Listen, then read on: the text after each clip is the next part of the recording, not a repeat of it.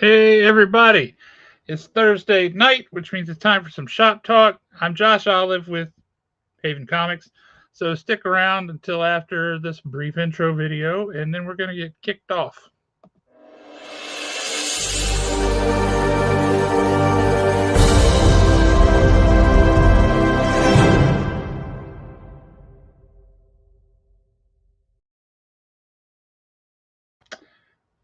I'd like to make a small announcement, and that is that today we have a very special co host with us, just like we do every Thursday.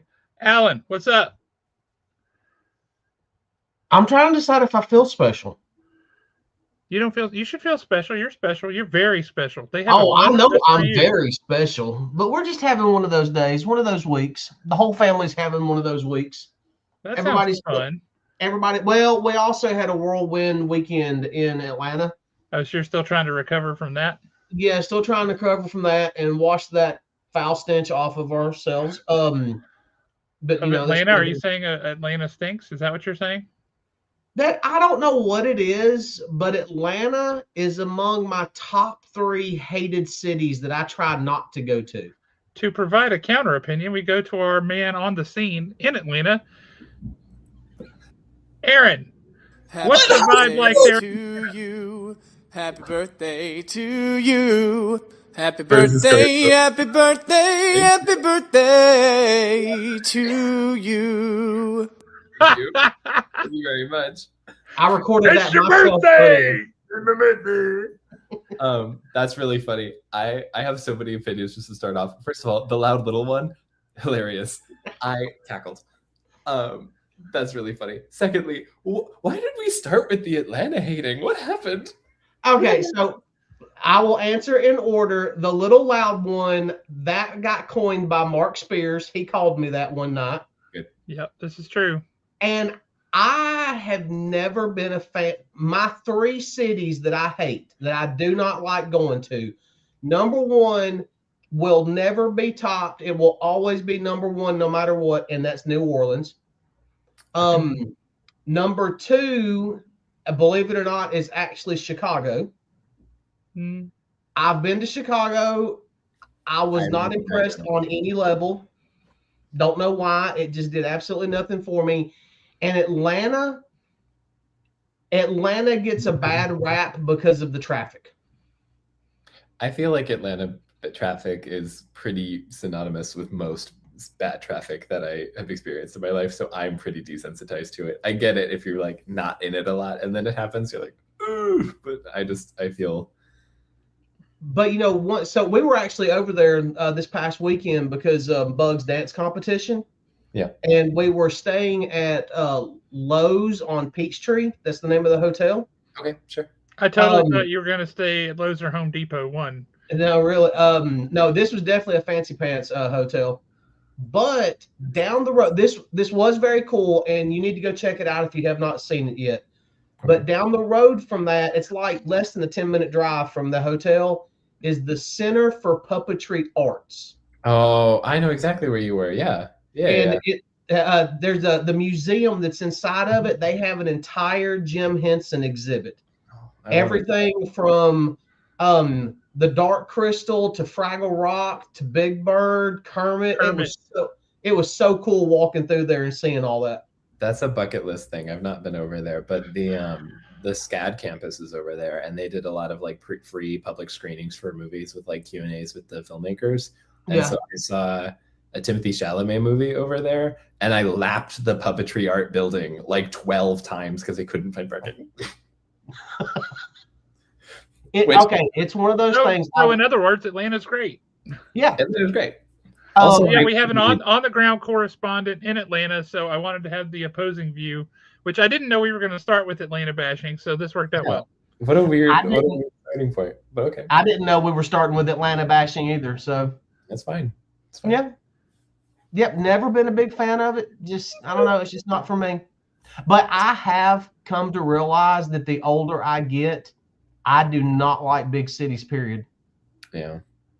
The older he gets, the more he just wants people to stay off his lawn. You know what? You are so right. That is the reason why I moved to the country. because out where I live, if somebody's walking across my lawn, they's trespassing, and they get introduced to my even louder little buddy. Would that be Mr. Smith or Mr. Wesson? His name is Gaston Glock. Oh, Yep. that's not American. It's not.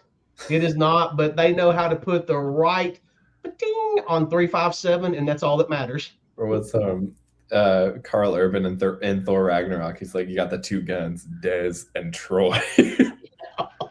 Stupid. Actually, you didn't think that was brilliant writing? No, it's sensational. It's perfect. Well, it's funny that you're on tonight because literally just before we went live, I said, hey, we've got to get Aaron on one night because I want to talk about things that happened in Wonder Man. And Josh, he did, and I said, how about tonight? And he was like, oh, wow, okay. I've seen the first 4, so we can talk about those. I don't know anything that happens after. I have seen the first 2. 7, so I've only got one to go. Even playing field, mostly. Yeah, I've only seen the first 2, but Leslie's seen more than you. She's seen 3 episodes. Yikes. Well, I mean, I'd have seen all of them if it wasn't for doing this tonight. Hot water. I know. Once we log off, that's immediately what I'm going to go do. The only reason I didn't see the final episode last night was because I had to go to bed. I have to go to bed. Now, I did finally finish all of Dune Prophecy the other day. How'd you fare? That's really good. Loved it. So good. Really good. So good. Honestly, the way that it ended, it just made me want the second season even more. Yep. So I'm glad that I waited so long to watch it. So now I don't have to wait as long as everybody else has waited. That's fair. That's fair. Yep. There was a small part of me, though, that every time they looked into the darkness and they saw the blue eyes, I was hoping that, I guess there's only maybe 2 or 3 times that it happened. I was hoping that we would get, even though I know that it's not him, I was hoping that at some point through those visions, we would get at least an outline of Paul's face. Because that is, I mean, we all know that's the ultimate destination of it. But I do like the fact that it's 10,000 years before Dune itself. So they've got tons of history they can explore if they want to. I just like the world building in the movies and in that show. I think the fact that they have such these magnificently humongous buildings, but they're also brutalistic in architecture, and they're so pointless. These massive things done for no reason other than to show how powerful I am. There's nothing beautiful about them. There's nothing other than size and immensity than grandeur in a sense, but it's this brutal kind of grandeur. It just tells you so much about what they value in that world and how things are. It's really interesting. Bless you. Thank you. Are like those specific cast of characters from Prophecy based on a book directly, or is it all like they've just like taken stuff from the lore and made their own thing? As far as I know, they've taken stuff from the lore and made their own thing. Or it's not like these are named Bene Gesserits in like Frank Herbert's books, and then like, or maybe I'm sure 1 or 2 of them would have. It's kind of like the Hobbit movies. Sure. They just took some lore and cobbled together some garbage. Only it worked out well in one case and not the other. I like the first one. The first one was true to the books for the most part. Well, there we go. It had a bunch of nonsense added in, but it was very true to the books up until really the ginormous fight with the goblins and all that stuff. That was like Keystone Cop's version of it. But up until then, lots of cohesion with the books. Yeah, and I can't remember who's actually putting them out, but the Dune comic books, they do kind of jump back and forth some, like, and they'll tell like these oddball one-shot story. The one that really comes to mind that I loved, I thought it was great, was a one-shot that they did called Edge of the Crysknife. And is that the thing when he like? Yeah, that's the thing. Basically the tooth of Shia-Lud is what they're made out of. Sure. but that book takes place before Baron Harkonnen actually takes over Arrakis. Oh, okay. And in fact, that particular story ends with him getting off his ship as the new ruler of Arrakis. He's So replacing like his uncle or something. my only experience with Dune has been the films that have come out. I saw the '84 Dune after I saw the Denis Villeneuve ones with Chalamet.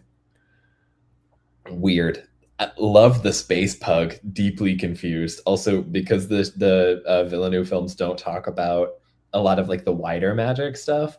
When I saw the '84 David Lynch one, and there's like this giant maggot Jabba the Hutt thing, just like suspended in animation and talking to people and like putting visions in their brains, and it's just like a normal thing, and they're exalting him. These regular human beings exalting this giant slime creature. I was like, what am I looking at? And then we were like, yeah, no, that was in the Denis Villeneuve movie. So I was like, it was? No, it's like a sliver. You see like its little claw foot. And I had no context for it. So I just wrote that off as set dressing. Yeah, the David Lynch. So I remember actually seeing the David Lynch movie in the theater. Word. And my dad took me to see it because it was, at the time, some of us were, some people were under the impression that it was going to be like the next Star Wars. It certainly had the look of that. Yeah, it definitely had the look of it. And I remember being a kid and leaving that theater. And I mean, my mind was complete. I had no idea what I had just watched, but I did everything I could for weeks on end trying to perfect the voice. I was bound and determined that I was going to figure that out. Trying to forget the movie. See, I love David Lynch's version of it, and Virginia Madsen as the princess was just perfect for me. That movie is a hairspray commercial. Like the whole for sure. They've got the biggest, perfect held hair ever, and they're in the desert with the sand dunes billowing everywhere, and their hair is a solid structure. Oh, Kyle MacLachlan's hair was flawless in that. Oh, yeah. Now, which version did you watch? Did you watch the regular version or the 4-hour version? I saw it in a theater for its anniversary, and I don't think I was there for 4 hours. I was certainly like confused because there was stuff from the book that's not in the Denis Villeneuve ones, or at least maybe not as much. And I was just trying to like piece it apart because that film does what both of the like Chalamet movies do. Yep. And like in one film. So my brain was like, that's what is happening. Oh my God. Wait, we're at this part already. Like I was trying to dissect and like decode it more than anything. I was very confused that whole time. If you have time and if you can track it down, go back and watch the 4-hour uncut version. The entire thing will make sense from beginning to end. But it's yeah, okay. Don't listen to Josh. Josh doesn't know just don't listen to him at all. My brain had to be like, oh, Sting is the Austin Butler character. That took me 20 minutes of Sting on screen to click that was what was happening. Oh, we shuffleboarded. Oh, yeah, Fed. Yeah, the thing about that, the 4-hour version is it goes into a lot more detail. You'll understand who some of the characters are a little better. Because the pacing of that original cut is very quick to the point where it's like, I have psychic powers. And he's like monologuing the exact thing that he's about to do, and then he does it. Like you hear the voice monologuing what he's gonna do, and then the thing happens, and then he monologues about the regret that he feels from doing the thing he just explicitly planned to do. And I'm like, oh my God, kill me. Yeah, and you know that the one scene in it where it's like his little sister is doing that freaky face in the middle of the battle with her Chris knife. It makes no sense whatsoever to that cut, but if you watch the 4-hour cut, it makes perfect sense. So you got to watch all 4. Okay, remember the first time that you watched the movie The Abyss, and then you found out there was an even longer version of The Abyss, and when you watched it, it even made more sense. The James Cameron Abyss, or are we talking about something else? Yeah, we're talking about the James Cameron Abyss. Okay, I've not seen that one. Oh, you have not? So there's 2 versions of that movie. God. And I think one version is almost 3 hours long. And if you watch that version of it, it makes even more sense. Do you see Josh frozen mid-yawn? Oh, no, that is funny right there. That's Either good. that or that is one hell of a yawn. I think he's frozen. I think he is too. That's so funny though. Oh, he's gone. Also, what a great title for the episode. Absolutely wonderful. What a great yeah, I like the nice little portmanteau. And I guess For this episode. for this so- of the show. That Hi. all my notifications keep going off. Thank you for being here. I don't have Facebook. I should pull up Facebook on my phone and see if we can see some comments. I'm all for that, James. I think that'd be fun. I don't know how to set that up, but I'll participate if it is after 8 p.m. Eastern time. It's like what, 2 PM here or something like that? I'm so sorry. I heard my own feedback of my own voice in my eardrums. Say that again. I said that's what, like 2 o'clock in the afternoon here, isn't it? It's 7 p.m. there. It's an hour God, difference. that is so late, Aaron. I'm old. You gotta keep that in mind. It's 7 o'clock now. I know, and it's dark outside. It is dark outside. When is the winter going to be over? Can we be done? I say on January 29th. We still got a ways to go. Yeah. The best is yet to come. My chair has descended back and now is locked in this position. So I guess this is just what's happening. Thank you, James. My internet just decided to cut out for some reason. It froze you mid. It was pretty funny, objectively. Aaron, of course, but it froze you mid yawn, like jaw agape. It was really that was funny. Did you see what I posted on Discord? I believe it was last night, or maybe not before last. Did I? Yeah. No. I've got on there under the movie section. You know, they released 2 still shots from the new Highlander movie with Henry Cavill. Yeah. Yeah, I posted one of those screenshots, and then James come back and posted another one. And in the other one, it looks like he's standing in maybe the cathedral or something. Looks exactly like Duncan MacLeod from the TV show Highlander. Word. Is he playing Duncan MacLeod? Is that the character? No, he's playing Connor. It's I think Dave Bautista is supposed to be playing the Kurgan. I've never seen or participated in Highlander at all. This is the time traveling Viking romance thing? No. You've never seen Highlander? I don't even think I know what we're talking about, actually. With Christopher Lambert and Sean Connery and oh crap, what is his Clancy name? Brown. Yeah, Clancy Brown. If you have never seen that movie, burn out the what am I thinking of? The thing where she's like a young woman in the modern day, and then she time travels to like Outlander era.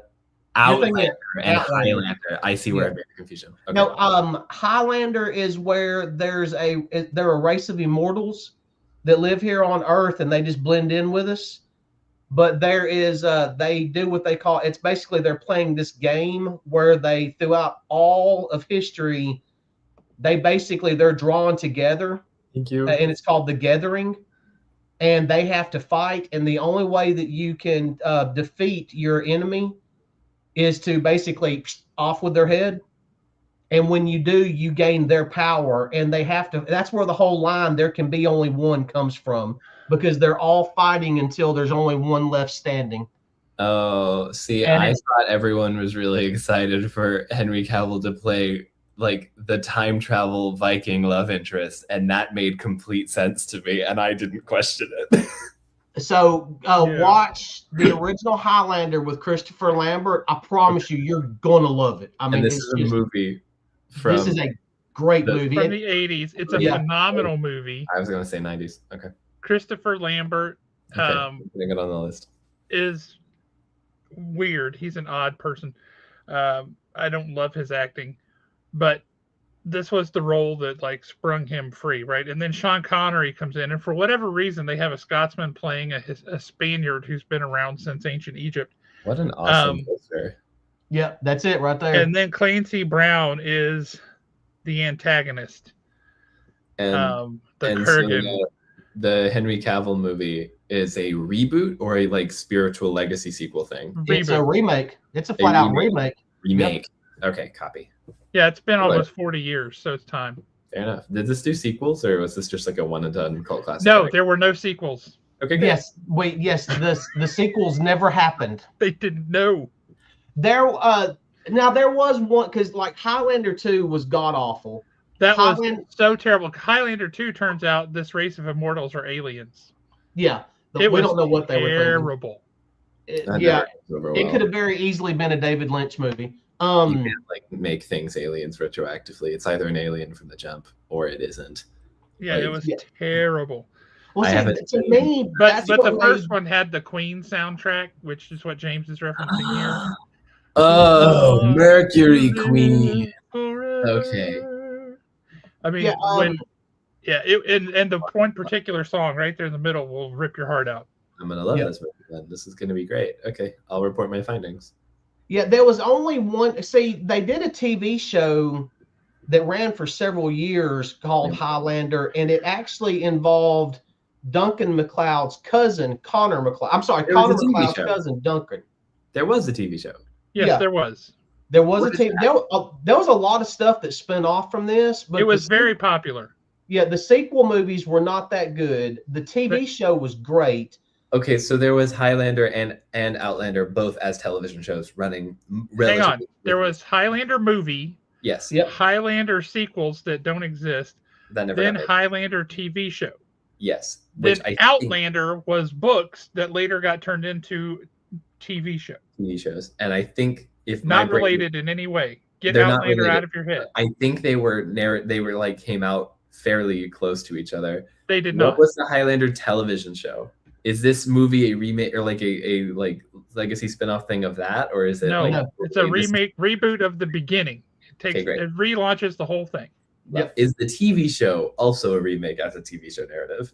No, it's a spinoff. What is the TV show? That's what he's saying. Instead of Connor MacLeod, there can be only one. This is his cousin, Duncan MacLeod.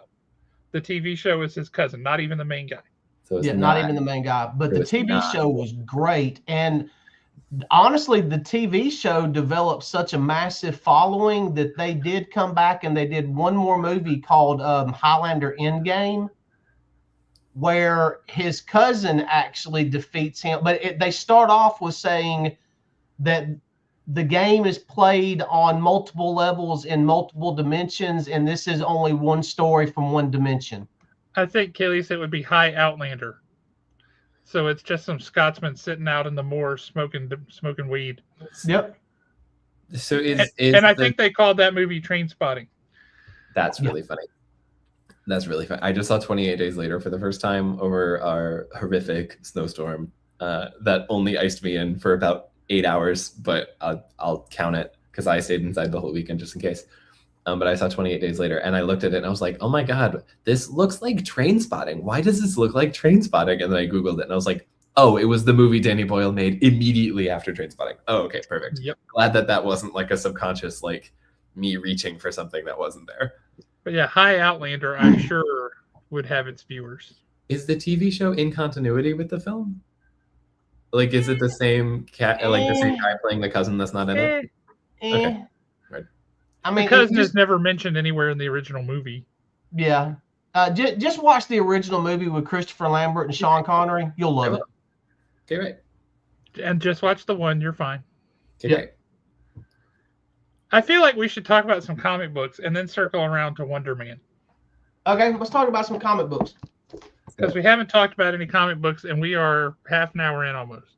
Oh, no. Well, well, sometimes we just got to do what we got to do. We pivot to films when I'm here. It's a curse. It's just terrible. I bring one last thing on films. Did you see where Netflix has greenlit Mobile Suit Gundam live action? I did hear that. I don't know what that is. It's anime. Okay, great. Is it a good one? Do we like it? No. Well, it's going to have Sydney Sweeney in it, so yes, we're going to like it. Is the show like the anime that you like? Do you like the anime pre-existing? Yeah, actually, the anime was good. Josh just has got this thing against anime, but the anime was good, and I want to say it originally came out in the early to mid 80s is when it started coming out. It's extremely popular back in the day. I know Yeah. Gundam as a So it word. was no Golga 13. I like know Gundam as a word and like as a subgenre. Is this like something based off of that, or is this where it came from? This is probably where it came from. Love. Teach me, educate me. I'm ready. Talk Promise. comics. But comic No, books. okay. First. Comics. Don't talk to me about Don't Gundam teach me. movies. Don't teach me Or anything. Gundam I don't want to learn anything. I'm content sticking the exact same way that I am now. I'm locked So in. when Mobile Suit Gundam comes out on Netflix, Aaron, you got to come to town, and we're just going to spend a Saturday morning at Okay. Haven with Josh watching it. I love it. All right.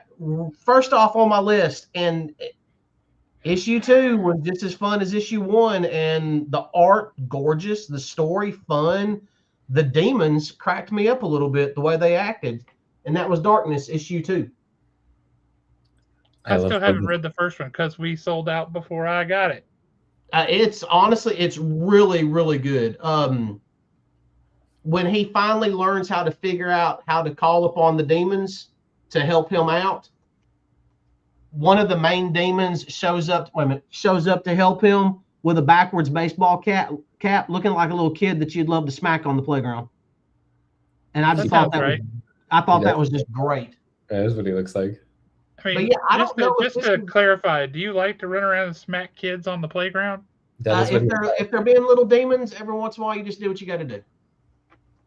You just do what you got to do. That's why I'm not taken out in public all the time. So good. That kid is starting to irritate me. Very selective about the kids. Yeah. More rat meter. The little monkey demon. Yeah. Next one I thought was really good, and it was a different issue, but I think one of the reasons why I like this so much is we're completely done with the whole Mouse Man storyline, and that was Wonder Woman issue 29. Yep. Nubia. Yeah, basically, Wonder Woman is going through what every single parent goes through when they have a newborn and they're trying to have a career. She's tired. She need a break. Is Trinity still around, or did she get relegated to spin-off stuff? Do what? Is Trinity still like actively in that book, or did she just get like relegated to the She's offshoot? an infant. Yeah, she's a baby in this book now. They are telling stories with Trinity that kind of hop around through time. But in the regular Wonder Woman continuity, she's an infant. Yeah, and she is basically in this issue. She is being babysat by Nubia, and basically all of her aunts. Let's just put it like that. And I mean, it was a fun issue and everything, but it was definitely a filler issue that's setting something bigger up. Mm-hmm. There's definitely something bigger in the background, and that's really why you need to read this issue. If you're the next story arc that launches is very interesting looking. Yes. I have loved this storyline for this next one. I just think that it's gone on a little bit too long, and we're finally getting toward the payoff on it. And that's Nightwing, the Cirque du Sin. Nightwing. And the reason why I say it's been going on too long is because this particular story has actually been running in the background simultaneous to some other stories. Mm-hmm. And now we finally got to the part where Nightwing is in the 5th dimension and he is facing off against Zany, and Martian Manhunter is trying to hold everything together in Bloodhaven, which is not going to work apparently. And I mean, it's been really good. It's just been too long of a storyline, too much setup for it for me. I haven't seen anything from this arc of Nightwing. When you say Martian Manhunter is like holding things down in Bloodhaven, is he doing the thing where he's impersonating Nightwing? No, so basically everything is coming down to basically one imp in the 5th dimension that's gone too far. Sure. And in the last issue, Nightwing does call in Martian Manhunter.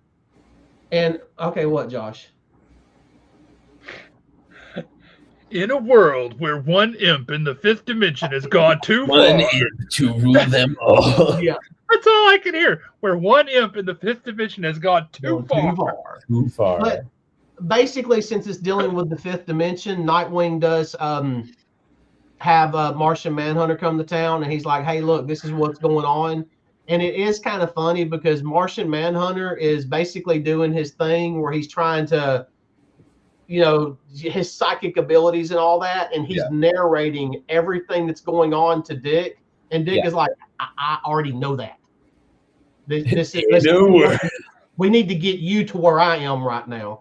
So Martian Manhunter helps Dick Grayson actually go to the fifth dimension so he can face off with it. And what it is a imp by the name of Zany has created a circus called the Cirque du Sin. I'm trying to find a actual picture of Zany, a good one. I love Batmite, and Mr. Mxyzptlk is one of my favorite Superman characters. Huge fan of this concept.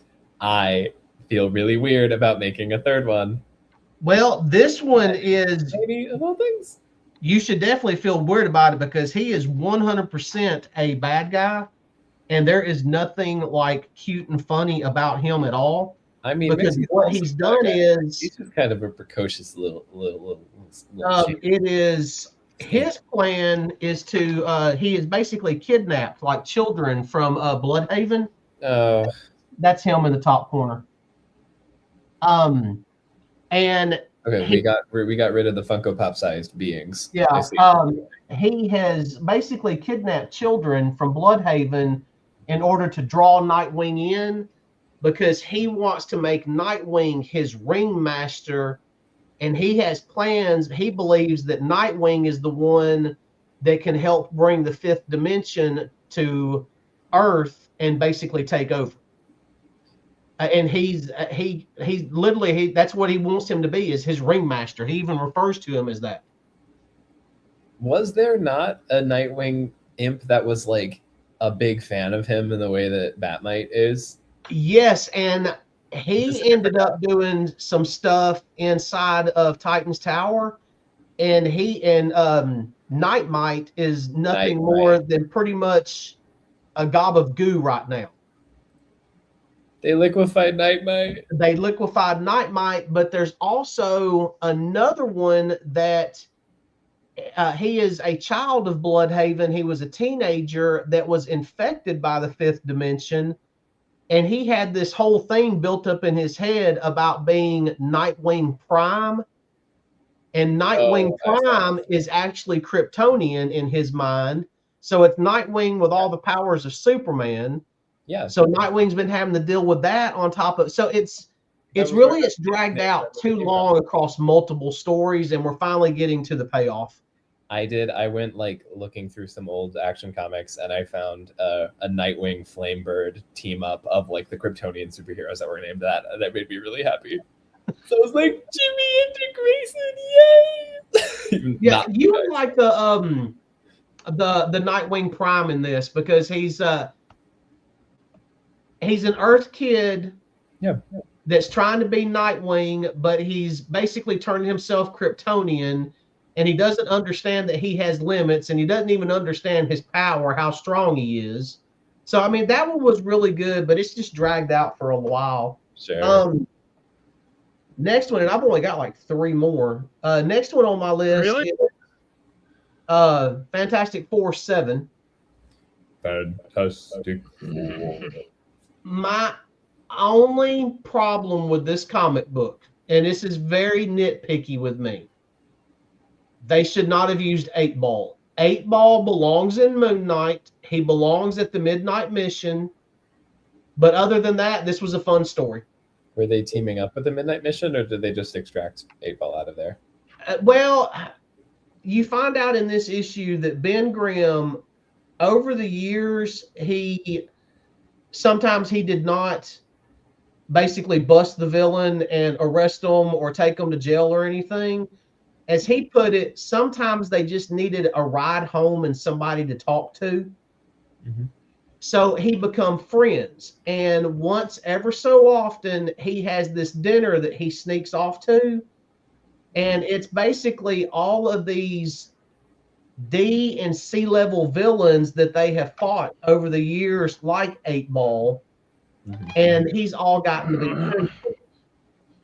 And they just kind of have a little get together, and he just listens to them and he talks to them and he treats them like normal people. Hang on just one sec. We have to. He's not going to stay like this for long. Yeah. Thank you, Lisa. He said, "I Perfect bet." timing. But they're in a situation where the Fantastic Four are about to leave Earth because they're going in search of Galactus because they know that they've got to help Galactus. They just don't know with what. And Alicia and the kids are pretty much left in charge, and they even refer to them as the Junior Fantastic Four. Good. Well, Reed had come up with a plan to where if the kids got in trouble, there was certain people that they trusted that would show up to help the kids. The problem is, and one of them was was Wolverine. Mm-hmm. One was it Captain Marvel? I think so. And then there was another one. It was a friend of Johnny Storm's. But the problem is the bad guy that the kids were going up with had already taken in account for all the people that could show up.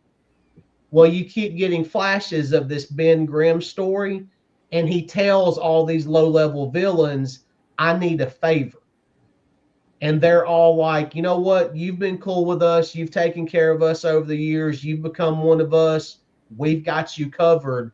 So right at the moment that all hope is lost for the kids, all of these B-level villains show up and just, unload on this guy to protect the kids. I love Benjamin J. Grimm so much. But the That's thing amazing. is, 8-Ball is pretty much leading the crew, and I'm sorry, but 8-Ball is supposed to be in Moon Knight. I'm gonna cry. That's the cutest thing I've ever heard. Oh yeah, it's a great as far. That's Yancey Street, baby. That's full Yancey. You do get the Fantastic Four is leaving and everything, but this is really the majority of this book is the kids' adventure. Yep. I would really value a Fantastic Four run where it's just Franklin, Valeria, and the twins. I would love that. In fact, I would like that better than having them in the regular book. Mm-hmm. They really distract in the regular book. They have for decades, and it drives me nuts. I don't remember their names, but like Ben and Alicia's kids they adopted, the Kree and the Skrull girl, or the Skrull girl and the little Kree boy. Like, I love it. I think that's so sweet. Or I think it's the other way around. Anyway, let's move on to the next comic, Alan, because I got a stack here. You got a stack here? Buddy, have I got a stack here. Okay, this next one, they 16 issues in, we have not had a bad issue, and I got a feeling that the next couple of issues can really turn mentally twisted and sick really fast, and I am here for that. I hope that it does, and that's Redcoat issue 16. Oh, yeah. This has definitely set up a story that could go whole Fatal Attraction, single white female, swim fan, all that stuff really quick, and I hope that they do that. We have to make sure that Aaron gets those references. I must like all sorts of movie references tonight. I know some of them. But I forgot which ones I didn't know because I kind of. My only thing is these past 2 issues, Simon Pure has been happy, and I don't know if I like him happy. I know that sounds can't bad. Last. Yeah, we know that it can't last. And then next up on my list, and it's just. It's brutal. It's fun. There's nothing earth-shattering about it. You literally are getting exactly what you're paying for, and with a nice little story that's going to be wrapped up with a bow, but you're still paying for it because this is what you want. And that's Daredevil Punisher 3. Yeah.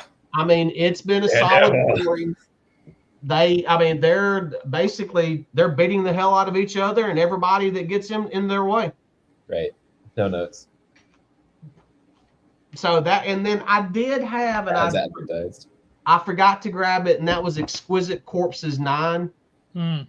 And that was another great one. We're seeing the loopholes in the game itself and how even though one family is lost, they can still win.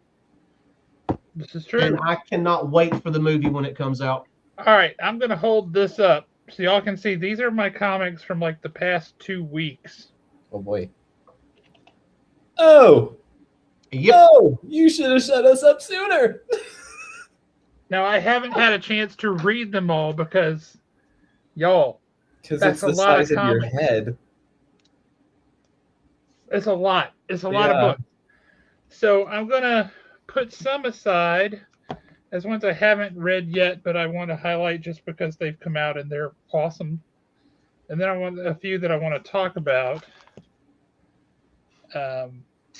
So let me. I want to sort these a little bit, and I'm going to put these a book while you do that. just a little bit of order. Here's one for you. Oh, he just stepped away, so we'll wait. Yeah, he said he was going to grab a book while you did that. Already talked about that one, so I'll go ahead and put that one aside. We just talked about that one, so I'll put that one aside. And I can hear y'all. I'm just going to step off to the side and shed this hoodie right quick. I'm getting hot. He's getting hot. So hot in. I know that you are behind a little bit, but this is issue number 2. I'm so excited. I need to read. I think Sorcerer Supreme came out like after I left for the holidays, which I was so mad about because I was like, December, I can get the book, and then it didn't come out. Did that book come out? I don't actually think I've heard anybody talk about it. What? Sorcerer Supreme #1. Yeah. That came out. Yeah. Oh.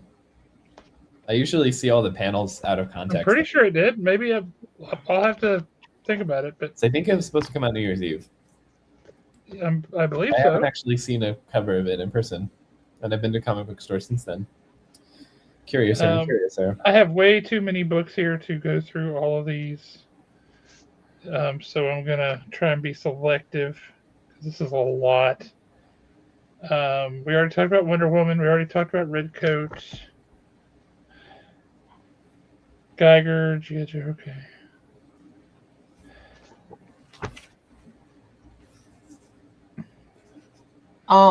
Aaron, I would play it here, but I'm afraid we might get hit with, well, I mean, I really don't care because we do on some level just about every single week. But in the private chat, I'm sending you the official trailer to Highlander that came out in '86. Okay, great. I already put a little tab of it in my notes, so I'm ready. All right, I knuckled it. I nailed it down to just these to talk about real quick, and we won't talk about them too much. Skinbreaker.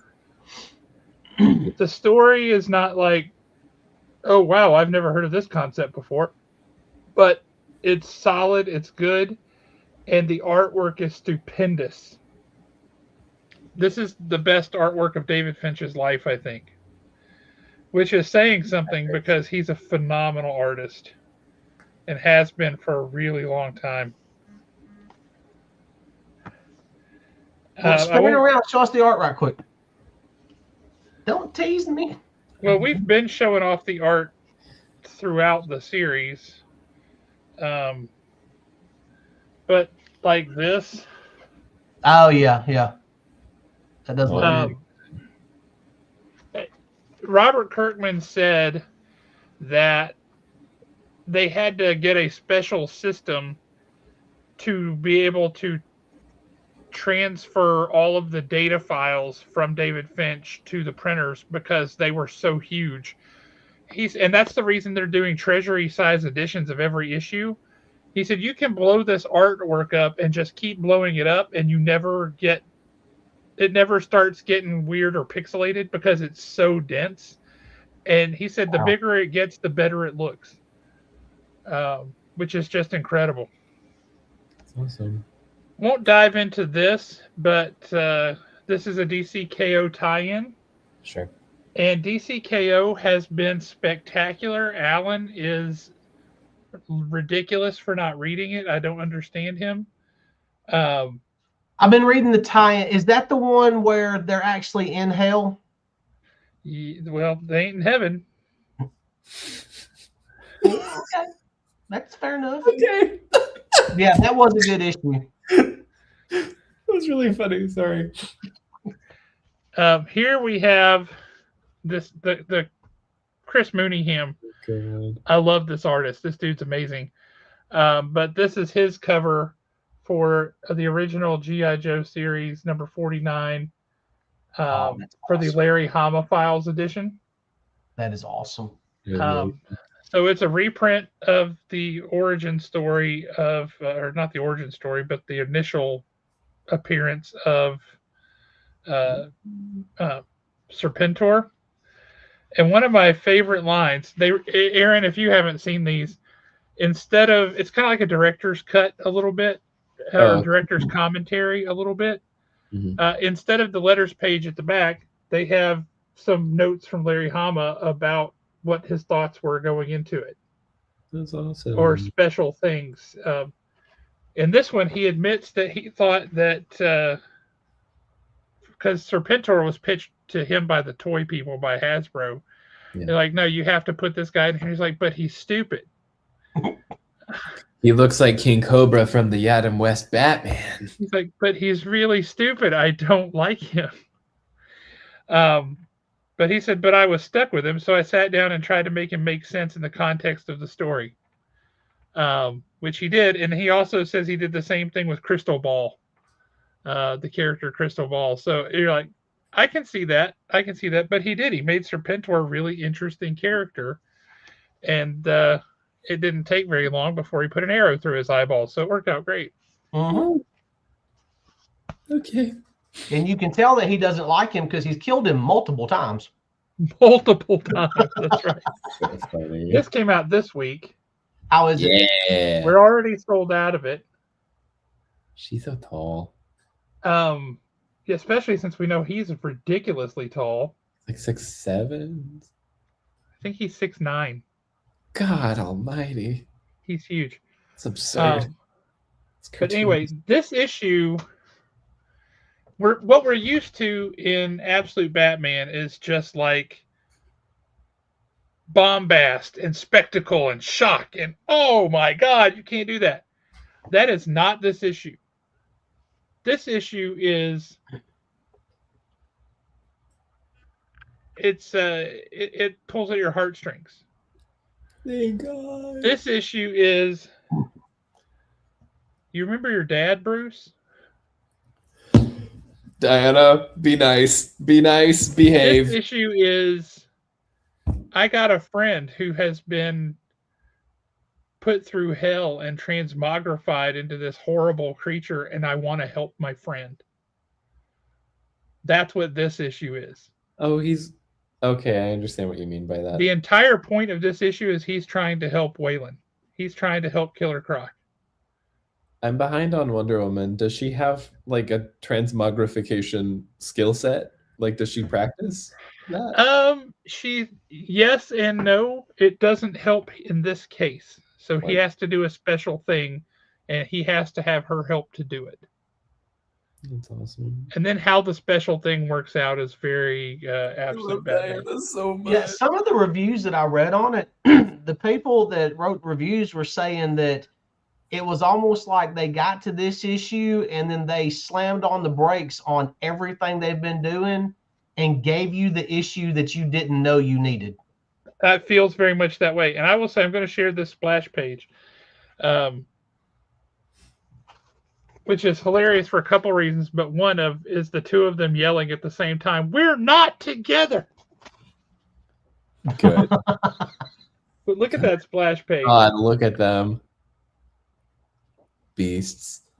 It's so good. Y'all, this is so very good. Roughly translated, when both of them scream, "We're not together," they're together. Right. One book, two covers. First appearance of Roadblock in the Energon universe. Why does he look like William the Refrigerator Perry on that one cover? On this one? Yeah. Because he kind of does. It's all right. That's just that particular artist style. But this scene, more or less, does happen in this issue. I like when they do that. I do too. And this is fantastic. They said at a retailer roundtable before they launched G.I. Joe in the Energon universe, they said, we're not going to just give you all the characters at once. We're going to introduce them slowly, and we want to introduce each one in a special way. So it's not just like you saw some guy walking by in the background and said, "Oh, that's the first appearance of Stalker" or whatever, right? They want to introduce each one in a special way. And this one, this Sorry. one was a perfect uh, living up to that promise. Mm-hmm. He gets a job offer he doesn't want, and when he turns it down, this situation occurs. Okay, time out. You said it lives up to it. Oh yeah. Is his introduction, because I think the best introduction they've done so far was Beachhead. And how Beachhead was basically just a cranky old dude that's on the verge of retirement. Yes. Is Roadblock's introduction at that level? I'm glad that's how you phrased it, because yes, it is at that level. Okay. It's a different flavor. Okay. It's not the same flavor, but it's an equally delightful bite. It's a different character, a different way of introducing them, but it's really good. See, this is the one thing that's actually made me mad about this Energon universe. Look at Rock and Roll. They brought Rock and Roll in. They did him in a way that you immediately fell in love with him, and then they killed him. Yep. They brought Beachhead in one issue and did it in a way where you're like, oh my God, Beachhead is the best. He is amazing. And now he's disappeared over off with Night Force somewhere, and we really and truly hadn't seen him since. So it's like they give me somebody, I fall in love with their version of it, and then they take him away. And that's aggravating. They reference Night Force here, so there's more Night Force coming. Well, Night Force with the three characters that they've got that they've really talked about with it, that's going to be a big deal. You know how they do special missions, or they did G.I. Joe and they did G.I. Joe special missions? I would read a G.I. Joe Night Force book. And we really and truly, we have not seen Scarlet and Snowjob since the miniseries. That's that's true, but Scarlet and Storm Shadow have another miniseries coming out. And we haven't gotten anywhere near Snake Eyes yet. I'm thinking they're holding that for number 21. I think you're right. I mean, that would be the best time. Or maybe they know that we're all going to think that, and they're going to just subvert expectations. But anyway. So we'll get him in 22. Absolute Flash. That's been really good, too. To quote the last page, he's done running. I love good. I have never been a Flash fan ever at any point in my life in any piece of media other than maybe JLU. That's maybe been the only time. I really love Absolute Flash. It's really good. I don't love the costume, but the book is really good. I just love him as a character in this. Like, he's so fun. Can I say that this is one of the best comics that's come out in the 21st century? Can I say that? What, Absolute? Absolutely. Yeah. Okay, great. Martian Manhunter or Absolute Flash? Absolute Martian Manhunter. It's a phenomenal book. For me, it's kind of like pepper. I can only take it in small doses. Yeah. Because it's so like, I really have to think about it, right? Yeah. And it's just so out there. But yeah, that continues to be exactly how it started. It's still exactly the same way. The same kind of mind-bendy, twisty, super psychedelic. It's a great book. I very rarely see like books out of the big two that like actually push the medium in a way that does. Like, the first issue had that page that you were supposed to, like, you read the book, you hold up to the light so you can see the image behind. That was so clever, and it was such a good use of the medium. Which I just found out there is a trade compendium of it now, and it works in the trade too. They made sure that it functions in the trade. Good. Oh, cool. Because that was important. This next one I'm going to ask, how do you feel about Treasure Planet? I really enjoyed it. Movie. It's a great movie. Yeah. How do you feel about Moby Dick? long, but it's fine. It's important. It's gestated this long for a reason. Unpopular opinion, I think that Moby Dick is highly overrated because at the end of the day, it's nothing more than a man and his obsession. It's also a travelogue and a history of the whaling industry. But anyways, I asked because this is called Astro Quantum. This is Moby Dick. I've never even heard of this. It just came out. It's from Mad Cave. Okay. It's Moby Dick set in space. And it feels like a cross between Moby Dick and Treasure Planet. Now, are they hunting space whales?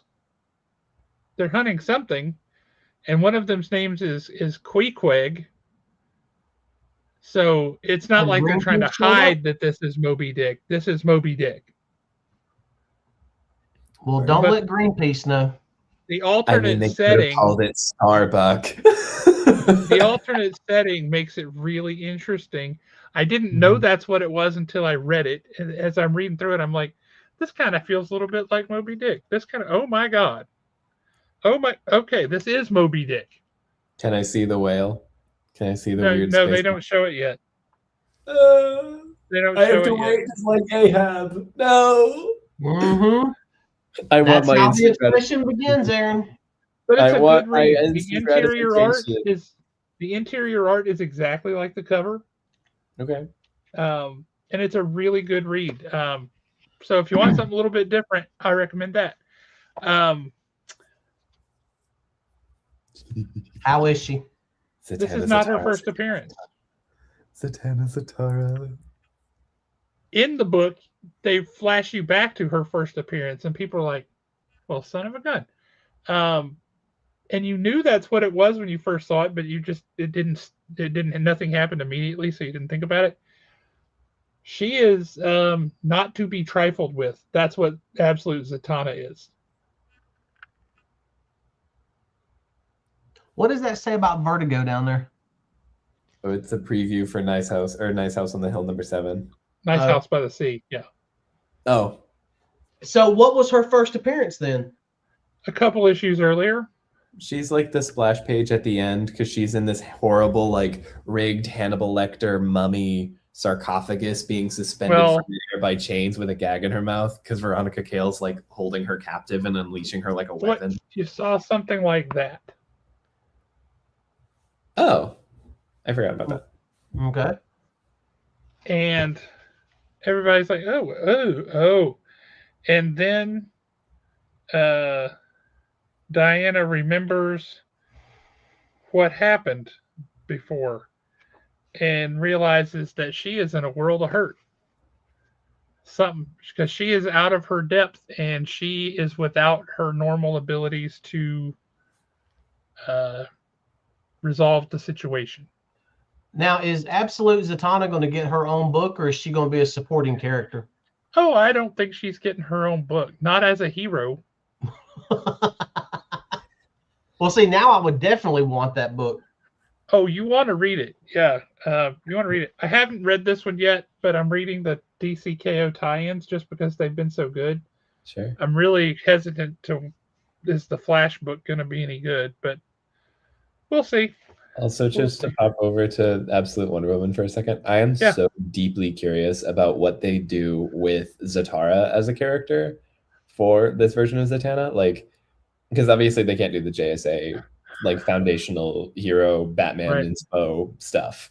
But I'm very curious to see, like, if, like, the way that, like, Kale and Argus and, like, the government treated Zatanna, if that's echoing something that happened with Zatara before, and if they play that thread at all and kind of draw the parallel between both Zatanna and Diana having magic user parents, but like Zatanna being like the bad ending because Cersei living in isolation and Zatara maybe being forced into seclusion. Like, I'm curious to see what they do there because I think there's meat on those bones. I'm excited. That's a good question. That's worthwhile.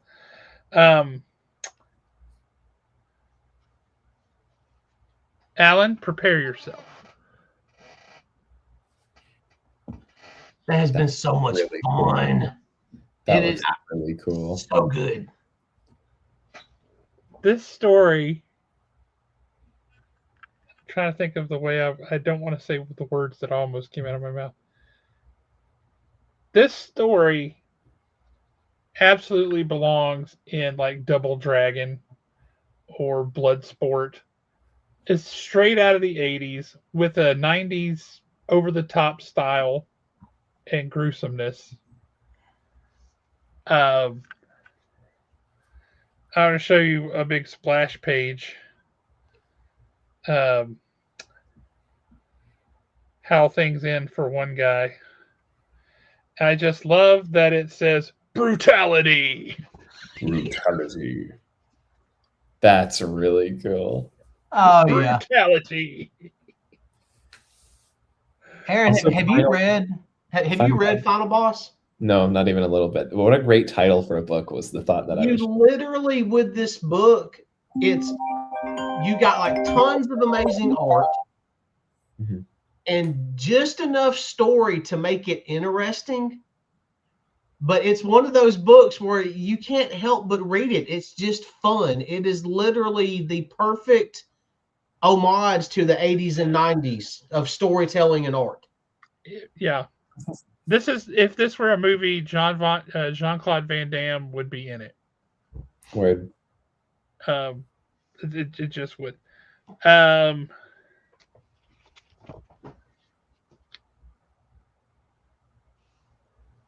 Tom Taylor and Michael Janet continue to make this just an absolutely solid book. This book is it's being ignored. I don't know why. Our readership on this is literally a third of what it is on Absolute Batman, and our Batman title, it's slightly less than a third of the regular Batman title. And I don't know why. The story is great. The art is beautiful. And it's just been consistently good. If you're not reading Detective, it has been extremely good. I recommend it. Is that a new character behind him? Who is that? Not new. I guess kind of newish.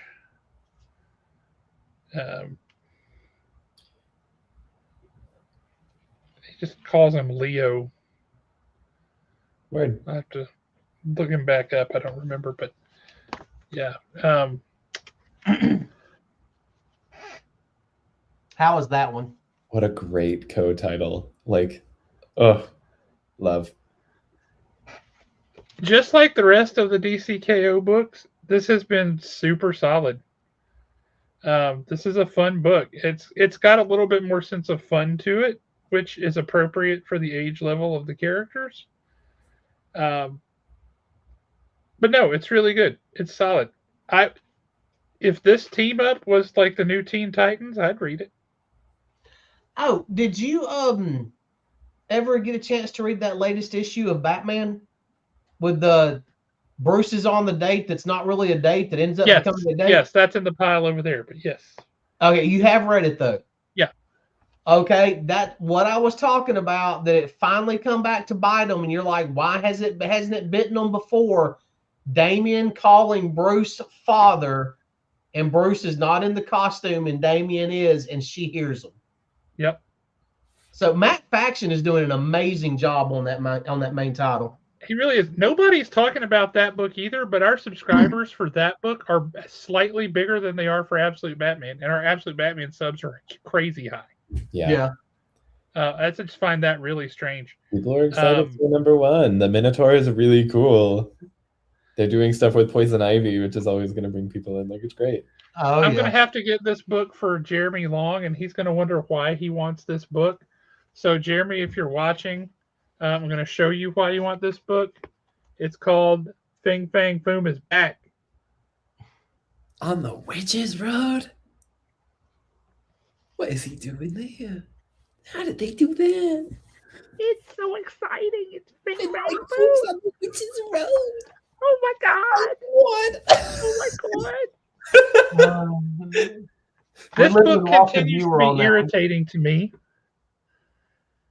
Like, if you pitched this book to me, I'm thinking, awesome. That sounds awesome. The execution has bothered me, and it's particularly bothersome because this is J. Michael Straczynski, and he should know better. What is it? Morgan Le Fay's time anachronism to the Avengers into the foundation of the American Revolution? Yes. Why? Yep. Yeah, that's a good question because it's the bicentennial this year, I guess. She also is not an American supervillain with no sense of patriotism, and she wouldn't be particularly mad about the American Revolution because she was not there for it. Correct. Her laurels with England did not mean anything to her in 1776. That woman was 500 years old at minimum. Yeah, none of it makes any sense. It's like the concept is good, and there are things about it that are good, but issue after issue, I'm like, why couldn't you have done this better? This one I obviously have not read because it's still in the original plastic. Ooh. But yeah, the next issue of Punisher, that Tombstone? Red Band. But I do like that is Tombstone, yeah. Yeah. Love. I hadn't seen him in a while. Well, clearly they intend to cast Ray Fiennes as Tombstone. Right. I think they casted somebody else, actually. I'm totally joking, but he plays a character with no nose, famously. Oh, of course. Of course.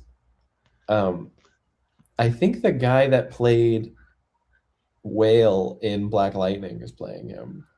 I don't know if I read that from Deadline or if I read that just from Twitter somewhere, but like that feels right, so I didn't question it.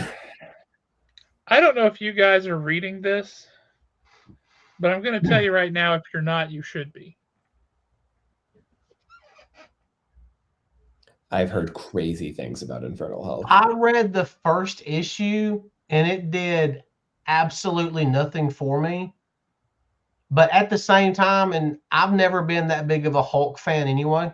This ain't about the Hulk, dude. It ain't about the Hulk is just a body. Oh, yeah. This is incredible. That book was pitched to me as Bruce Banner is not a character in that book.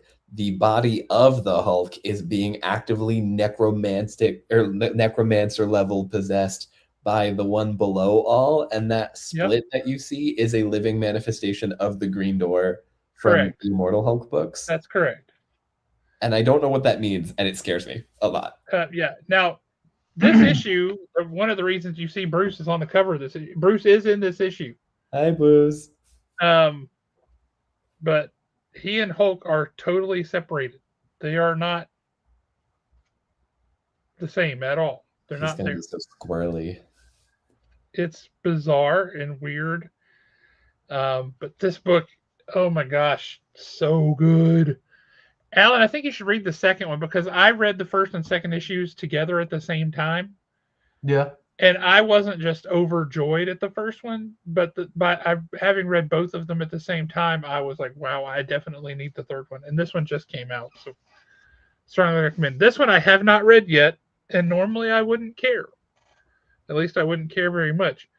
But I picked this up for one very specific reason, and that is because it is written by Joshua Williamson.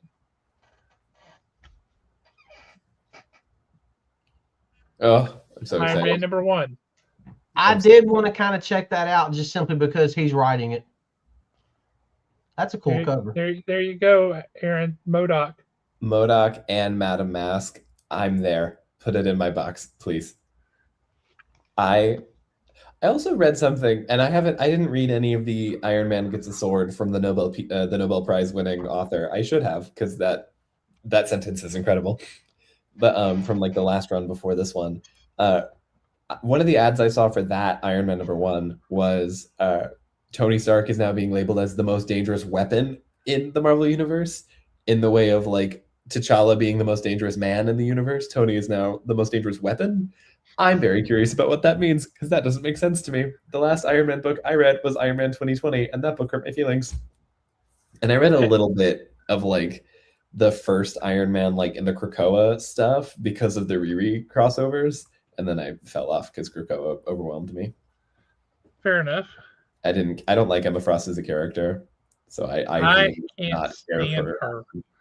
I can't either. She like actively distracts me, and I don't want to pick up a book with her. I like her a lot You don't want to before pick up a Grant what? Morrison. an Emma Frost book. I do not like Emma Frost at Oh, all. I I thought think you Grant picked up the Morrison totally screwed different. her up when they did her secondary mutation nonsense. The diamond thing is such like a nuh-uh superpower. Like, I hit you with my lightsaber. Well, I'm wearing lightsaber-proof armor. It's just such a I hate it. It's cool. It's cool for her, and I like her psychology, like when she gets her walls down, but it is never ever happening. And I'm just like, oh, you're so irritating and you make everyone's lives worse. She does. Yes, I agree. And Don't hold back, Aaron. Tell us how you feel. Miss Marvel's family, and now they don't remember about Kamala being Miss Marvel, which had actively been her status quo for almost a decade, and they were very healthy and normal about it. And now they don't remember, and there's all this melodrama back in it. And I'm like, no, please. Okay, I just ordered more copies of Iron Man #1 because we are sold out. I love Madame Mask. I think she's very underrepresented as an Iron Man villain, and I like I her a lot. don't know if we still have it, but we had her first appearance at the shop for a long time. What? Was in Iron Man 17. Because I'm a weirdo where I'm like, my favorite Superman villains are like Lex Luthor, Bizarro, and Mixie, and Livewire. And then my favorite Iron Man villains are Madame Mask, MODOK, and the Unicorn. Like, I don't care. Clearly. Guy with laser on his head calls himself the Unicorn, shoots a laser blast from his arrowhead. End of power list. What's he gonna do? What next? else can you Kick do? you? Well, I can kick you. I can do a mean pirouette. Yeah. I love it. It's so dumb. Okay. So we have a lot of comics. So let's Yes. talk about Wonder Man. Wonder Man. Let's set this up.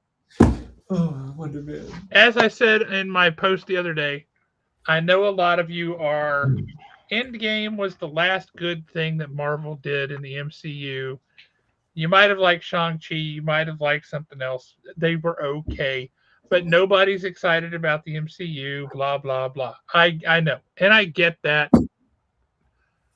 The cohesion that we had, phase 1 through 3, the build up from one thing to the other, there felt like there was consequence. It felt like there was something going on. Yeah. And then you have this payoff that worked out splendiferously with Infinity War and Endgame, and it was just phenomenal. And then you have this attempt to reset that failed on a lot of levels for a lot of reasons, and I get that. So I'm not here to tell you should like all that stuff. Yeah. But neither should you say, well, everything they are ever going to do again is going to be crap. Because that's been what a lot of people have said. Yeah. WandaVision was not crap. No. Agatha All Along was not crap. Shang-Chi was not crap. There were quite a few things that have happened that have not been crap. Loki, Guardians. Yeah. We got some good ones. Here's the thing about Wonder Man. You would hardly know. I'm seven episodes in, right? So I've only got one more to go before I've seen the whole thing. You would hardly know that it's an MCU property at all.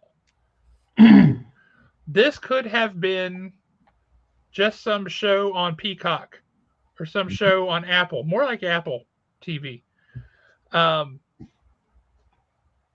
you would have no idea. So forget all the MCU. Get the MCU out of your head. It, for all intents and purposes, makes zero difference. Truly. To this story. And this story is an up-close character study of a dude who wants to be an actor. And it's brilliant. There are these moments where he and Ben Kingsley are just sitting in an apartment, and one of them will quote something from a play or from a movie, and the other one will quote something back. Um, oh my god, oh my god, it's so good. Um, he kind of, yes and no. Wonder Man started off as a villain, not a villain out of ah ha ha, I want to rule the world, but he was a villain from the perspective of I have to do something and I need help, and so he was a villain. He was one of the earliest Marvel Comics character redemption stories. In the comics, they also used his brainwave patterns because he showed up in Avengers #9, so he's been around a long time, people. Um, in the comics, his brainwave patterns were what they used to base Vision on. So he is part of the origin story of Vision. Mm-hmm. And if you're going into this show thinking any of that, you're off base because this show does not care about any of that. No, Not even a little bit. This show's metric of understanding of the comic books is if you Google Wonder Man, the thing you're going to see is that he is a Hollywood actor playing a superhero, and that Hollywood actor happens to have superpowers, which helps the production of his movie. And that's all that I think anybody in that writer's room really cared about for the sake of things. And it makes it amazing because it's like exactly what you're saying. It's this incredibly intimate character study about someone's wonders and their aspirations for their making their dreams happen against all odds, and trying to find friendship and art and community within your working space, and explaining your art career to your family, and like all of this stuff just all coming together to make the psyche of Simon Williams a regular actor who just happens to live in the MCU, and they will reference it so sparingly that you probably won't notice. There's a scene in the first episode where Simon is going in for an audition, and no, what are we talking about? That distracted me so much. You said the name of one of my favorite guys. What are we talking about? What does that mean? He got optioned for that means that somebody wants to make a TV show or a movie about one of his books. Which one? Don't know. Nate's going to tell us in a second. But in the meantime, wax on. But the wax on. There's a scene where Simon is going into audition for the character of Wonder Man. Like Wonder Man is a character in a film that Simon is trying to audition for. And did it? Heck yeah. That's awesome. Going to be interesting. That's going to be great. But he's trying to audition, and then there's the waiver for him to sign for the NDA for the project. And then he goes, and the second form to confirm you don't have superpowers. And my mom, fully watching it with me, having heard me spout about Wonder Man's comic book stuff, heard that line and thought that he was making a joke because he's auditioning for a superhero movie, and didn't realize that this is a world where superpowers are plausible. And I was like, oh yeah, Iron Man and Doctor Strange are real people. In this, like, this is just the MCU regular. She's like, it is? Like, it just didn't click. Because it doesn't feel like that, right? No, if you look real hard, like in the background on the studio lot, you see the theater and it says Steve Rogers the musical. Now right? Major Motion Picture. Yeah, if you look real hard, you see stuff like that in the background. But other than that, and a couple of name drops periodically, and the fact that it has Ben Kingsley in it as Trevor Slattery, and the who is brilliant. And poor Trevor has been used by everybody under the sun. Yes. No, I love the way that they reframe it. Oh, sorry. One thing that I've definitely, because I've only seen the first 2 episodes, but one thing that I've really enjoyed is the dynamic between Trevor and Simon. 100%. That whole back and forth of like, it's a bizarre combination of like mentor, student, friend, father, son, even though Trevor's basically on a mission because of something else. Those 2 actors have played that beautifully in the first 2 episodes. Which I was kind of nervous about that pairing because I was like, oh boy, like you're doing this spotlight project for Simon's psychology that's completely its own thing that doesn't have to be an MCU thing at all for it to play. And then you add in a prerequisite character that you need to know, and it's like, oh, it's just like the only other actor character that's happened in the MCU. But you don't need to have known that because they rework the Mandarin twist from Iron Man 3 so well in this to reframe it for Trevor's psychology, where it's just, here's how you use art for good and here's how you use art for bad. Here's how you use art with people that support you. Here's how you use art for people that are going to enable your vices. And they make a thesis statement out of it. I was really, really, really, really, really pleased. If I'm honest, I think Ben Kingsley should get some kind of an award for this role. For Trevor Slattery? For the He Mandarin? absolutely should. In this series, he is amazing because he is so fluid as he shifts between all those different roles Alan was just talking about, because that's exactly right. Yeah. Without ever changing who he is in the center. Mm-hmm. And that's amazing because it takes a heck of an actor to pull that off. Completely. And it is just absolutely brilliant. But there are these moments where they're just sitting on a couch, looking across the room at each other, and one of them says something, a quote from Shakespeare. The other one says a quote from another movie. And it's captivating just to watch them with these little snippets, just these little quotes from other things, because they are so poignant.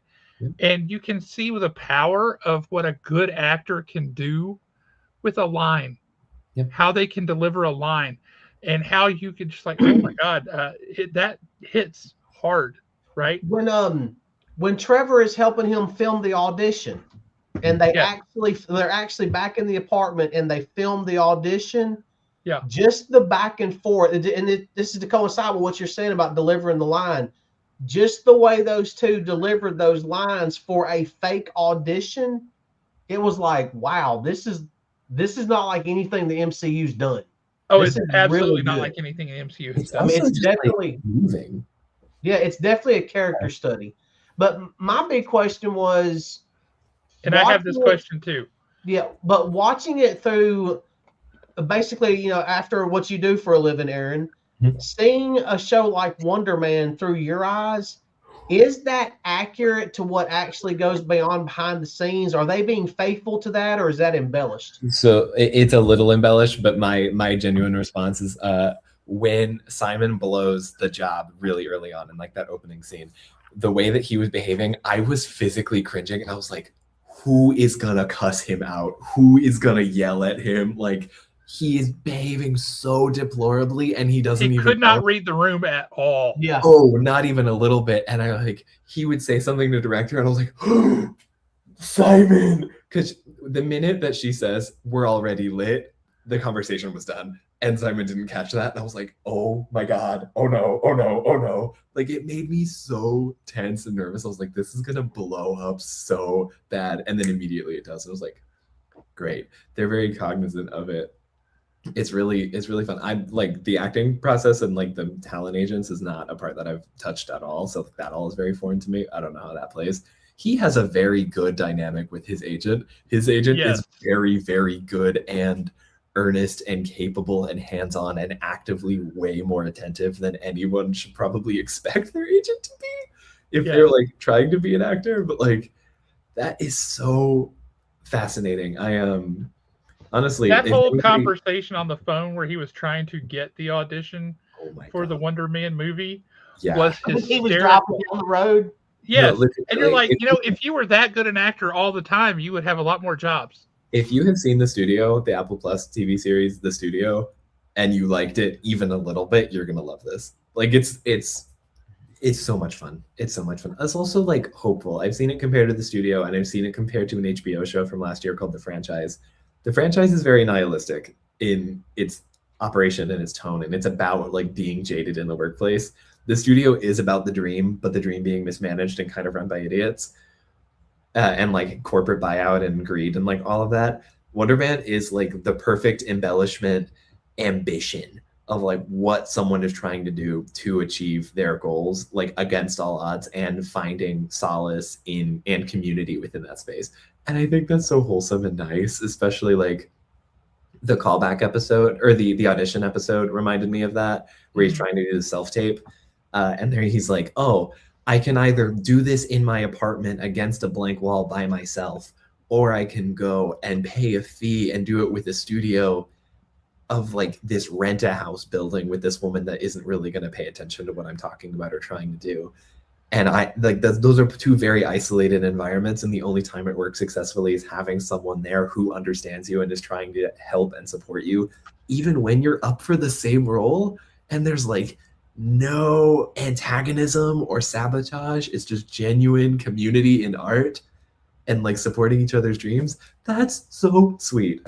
I love that lens of it, and it makes me so happy, and it makes me really love the Simon and Trevor dynamic a lot, because it's not, oh, this is the prerequisite MCU character from Iron Man 3. Does everyone remember Iron Man 3? You should. It's required viewing to watch the show. No, it's not that at all. Nobody cares.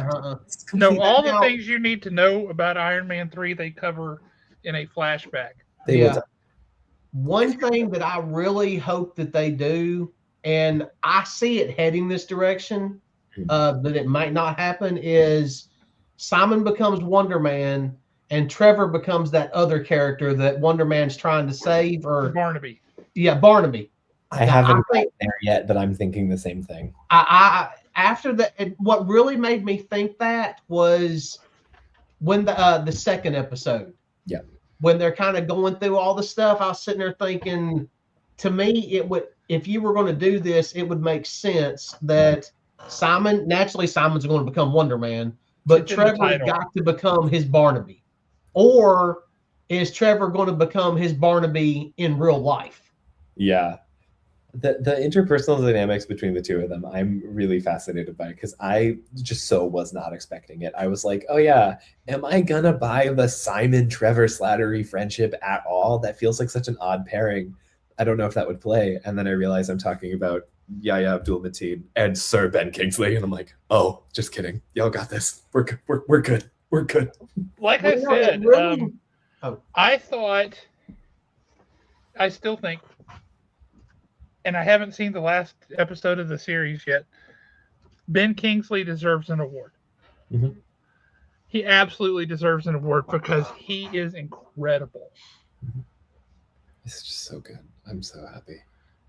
I love it so much. Wonder Man's a character that you like either really jump on board with immediately or you don't. And I love that this makes it like a super easy, tasteful, and it's like not snarky, and it's not irreverent, and it's not like, look at all these superhero movies and how well they perform or how bad they perform, and there's so many of them and who cares. Like, it's none of that. It's purely like the dream. And I love that it reserved the snark and the self-awareness, because I think that's where the Wonder Man comics kind of like get hurt a little bit when they become too self-referential, that I'm like, yeah, this is a Deadpool in a different like color. Like, I don't, but this I feel like has done it so well and done it so earnestly, which I was really surprised by. And like, they have the jokes and they have the snark, and like the other fake movie that's not Wonder Man that they filmed too in other scenes is literally called Cash Grab, and then Cash Grab 2. Like, that's what the movie that they're working on is called before they do the Wonder Man stuff. And so like, of course they have that kind of sense of humor about it, but it's not snarky. Like, it's still like a love of the game of, this is why people are still paying attention to this, even when they're like systemically overwhelmed and confused. The one kind of oddball episode, is episode 4. 4 is it's weird. The one non-sequential episode. Yep. It's all in black and white. Mm-hmm. And it's poignant and touching. Then it's hilarious. Mm-hmm. And then it's kind of freaky. A full Twilight Zone gamut. Yes. Just and you're like, smack in the middle of this Wonder Man show. What just happened? Yeah. But it exemplifies why he had to sign that piece of paper at the beginning. There was a reason he had to sign that piece of paper, and episode 4 is it. Yep. Plus, it has Josh Gad. Yeah, it's Josh Gad in it, yeah.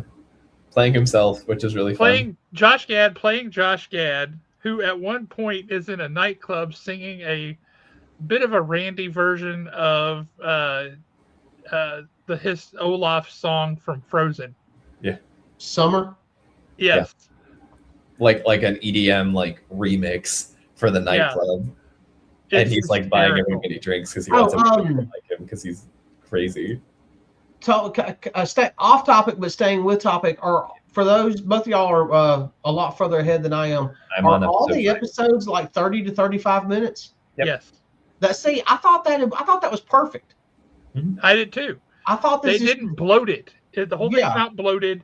Every episode it contains a kernel of the story, and it's a fully fleshed out kernel of the story, but it's not bloated. It's just exactly the right amount. It's like 35 minutes. Those episodes are also pretty distinctly different. Like I saw 4 episodes in one sitting, and I can really distinctly be like, this was 1, this was 2, this was 3, this was 4, because they break it also like into locations and the character journey, where it's like, this is the episode at his mom's house, and I'm like, great, love, no notes. It's gonna be great.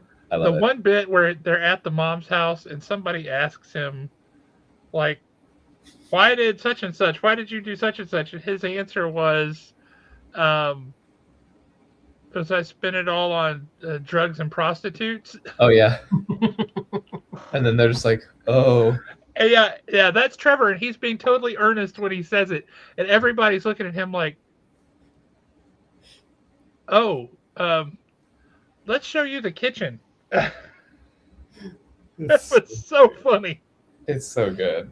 I love it. I love this show. What a great little like birthday present. Like one year I got a WandaVision episode. One year, I think maybe that's the only time I got a WandaVision episode on my birthday one year, and then I get an entire Wonder Man season for a character that I really love that I never get to see or see any content made of. Like I think the only other time Wonder Man's been on screen this century was in the Robot Chicken MODOK show, and Nathan Fillion played him for one episode, and he was like the bodyguard at a nightclub. Yeah, I think they've really learned their lesson after some of the other stuff that they've done that fell flat on their face. Yeah. And which I know a lot of people complain about Moon Knight. I personally loved Moon Knight. I thought that show was great. There were a couple of things that I didn't like about it, but I was able to, easily overlook and forgive those things. Yeah. I don't think people truly understood what She-Hulk was supposed to be. Not even She-Hulk was honestly, She-Hulk was perfect. It was the sensational She-Hulk comics. Yeah, I don't think it was the John Byrne comics. Yeah, I don't think people realized what that was supposed to be. So I think She-Hulk got a lot of unnecessary hate because of what people had built up in their minds. Mm-hmm. But what they've done, Daredevil Reborn, I thought was great. Mm-hmm. Now Wonder Man, I think the 2 episodes I've seen is absolutely fantastic. The trailer that we got for Daredevil Reborn season 2 looks great, and we're getting Jessica Jones. Yeah. And then now rumors are starting to come out that we know that Punisher is going to be that John Bernthal's Punisher is going to be in Brand New Day. Mm-hmm. And there's either a leak or a rumor has come out that during Brand New Day, Daredevil is actually in prison. Well, if we're setting all that stuff up, that means we're setting up the Devil's Reign title, or the Devil's Reign storyline. Punisher is getting a solo special presentation like Werewolf by Night, and it comes out before Spider-Man. So it'll come out this year. So you'll see the Punisher 3 times this calendar year. You'll see him in Born Again season 2. You'll see him in this Punisher spinoff, or the special presentation 1-hour thing, and in Spider-Man in July, which is crazy. And I love that for him. He must have been doing nothing but Punisher stuff for the last year and a half. And I really wish they would do something else with Werewolf by Night. I think that should be a Halloween special. Every year. Yep. Genuinely, like the way that these superhero projects get made is so big and bombastic and huge, and it's such an all-encompassing thing of the people making it. Like it just has to be their brain for like a year, and anytime there's any sort of financial pushback or strategy change or creative difference coming from any of a group of 20 people that you all have to really listen to unless it's like a vetted sequel thing. Like if it's not a sequel where the voice has already been established, you have a boardroom of people changing things and then trying to make the decision and streamline it into something that can work, unless they really, really trust the voice for it. So it's going to change a lot. The thing that I am so pleased and I get very gracious with superhero movies because I'm like, yeah, like there's a scene in Peacemaker that we were shooting for straight up 3 days. We shot it for 3 days, 3 12-hour long days in like this sunny field. And we get to the actual scene of the show and it's all of 45 seconds, if even. And I'm like, oh my God, that was so much work. And that's like a thing that didn't change and wasn't moved. And there was no intervention. And it was just all of this work to get a very, very slim portion of the product for like an action scene. Because they cut it down in the edit because the edit didn't work. It didn't flow. Or like the footage didn't flow the way that it maybe should have on paper. And you have all of these like hiccups or things that just happen. And it's just normal. It's a normal part of the process. This has happened with every movie ever made. But when you have like all of the stunt rigging and all of the builds, or in that first episode of Wonder Man, oh, if I move my blocking slightly and I die a foot to the left, then I'm not in the moonbeam. Now we have to regaff the moon and put the moon somewhere else. And like that takes 20 minutes of our day to make this happen. Like there's all of these systemic changes that kind of echo and make the final picture change. Anything that gets made and is finished at all is a miracle. And that's with like a steady voice and a steady creative team. For the stuff that gets really weird and niche and like doesn't really flow or doesn't really fit, they didn't find out until later. And like all of these are a miracle. Moon Knight, I think maybe some of those action scenes, and I don't know this for sure, this is just me looking at it. I think like maybe some of the action being removed from that final episode, I think was maybe intentional, or maybe like a budgetary or a stunting concern. Like I think something maybe happened there. Like that reads more like something happened in the production rather than like this was a bad idea. Why did you do that? Like it feels like a reaction almost. So I try to be really gracious with these, but like the thing with Wonder Man that I'm really loving is that you do have that static voice. Like this is Destin Daniel Cretton doing a thesis and applying the thesis, and it's just shot beautifully and it's portrayed beautifully.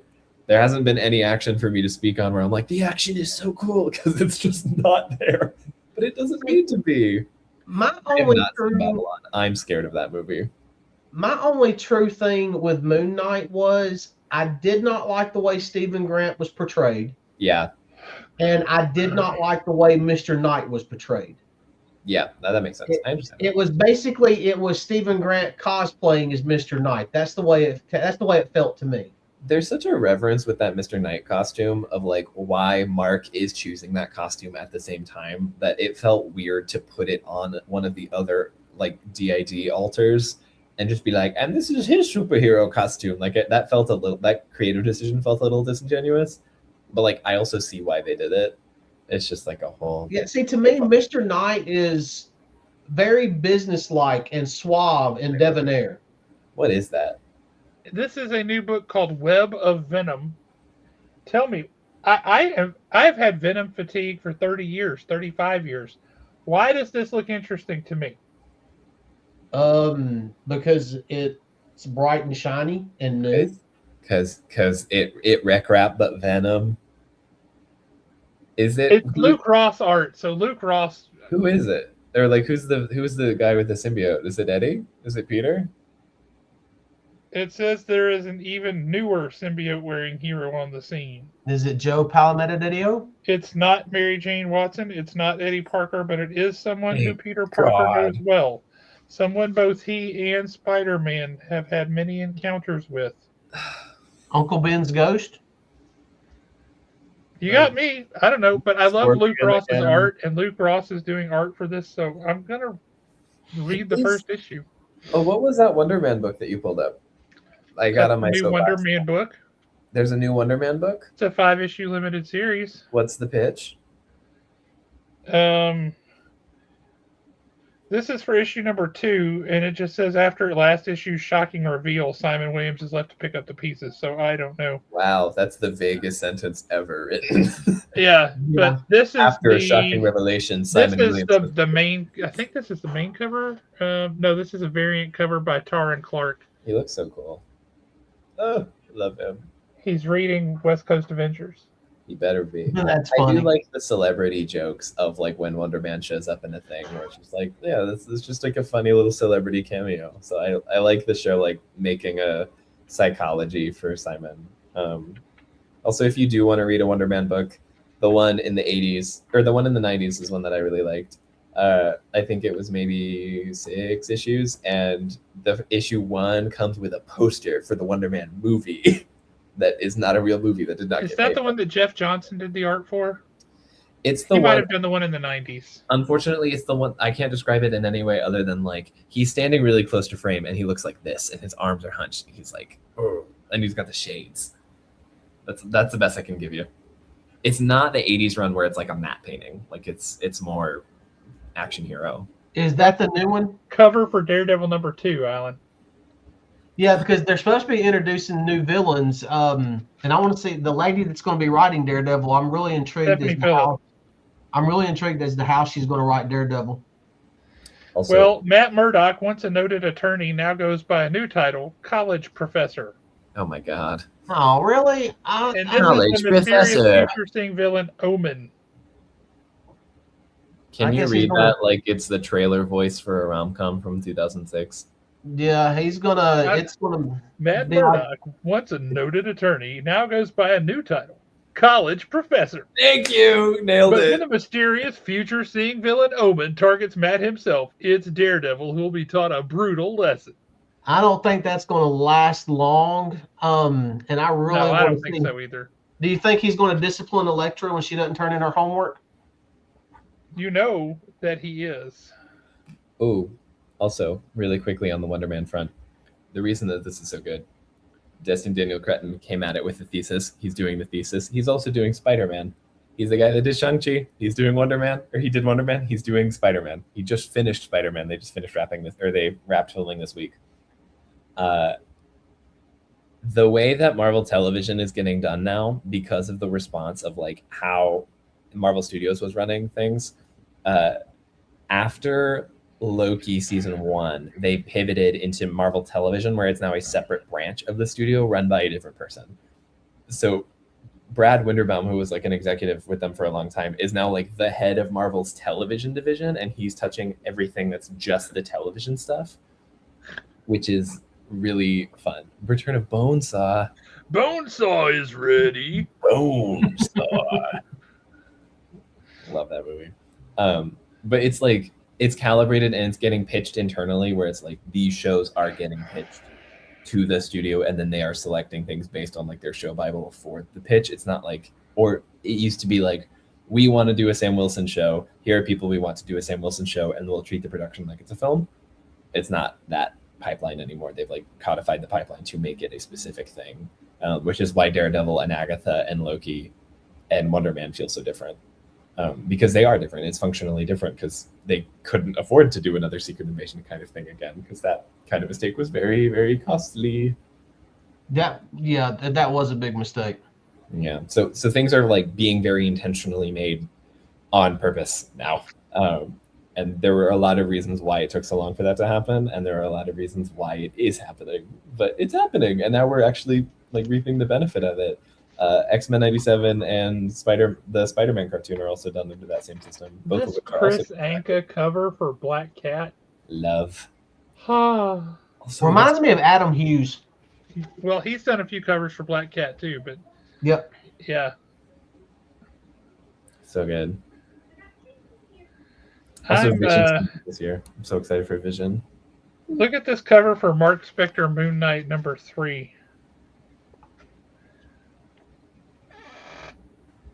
God. Oh, he has like a Khonshu beak almost, That's pretty sick looking. and the claw. I like talon. the way they've done his cape. But it's all tattered and such. He's Wild.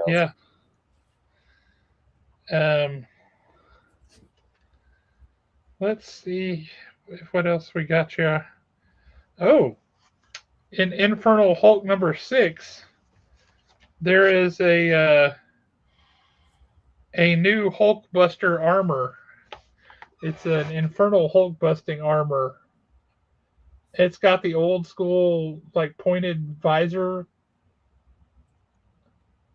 I can't remember his name, but the guy that Zemo is fronting as in the first issue of the first run of Thunderbolts, he looks like that guy. He does a little bit. What's his name? I don't remember. I'm gonna I find know out. exactly who you're talking about, but I don't remember.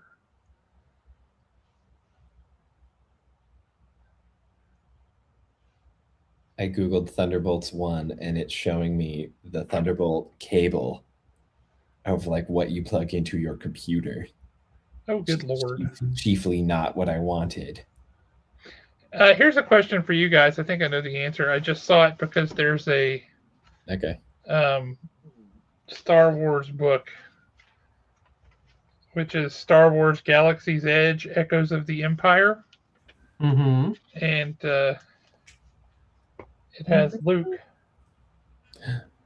Luke Skywalker. They have said at Disneyland in California they are relaxing the timeline requirement for Galaxy's Edge, and so now you will see Luke and Leia and Han and Darth Vader, and all those guys wandering around in there, and you will finally hear do do do do do do do do do do do do in Oga's Cantina.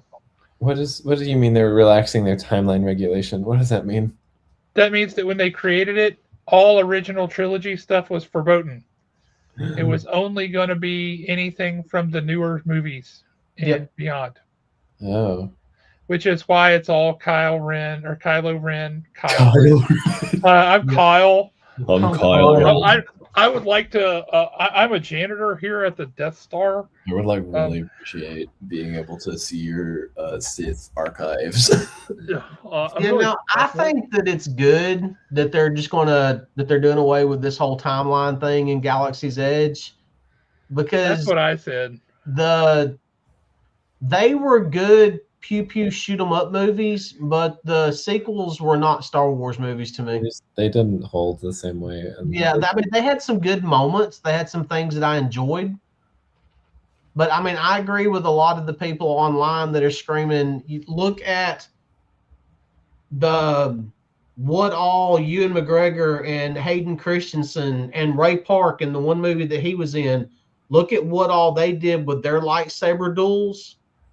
And then look at Kylo Ren and Rey and their lightsaber duel. How did we go from these epic battles to basically kids slapping each other back and forth?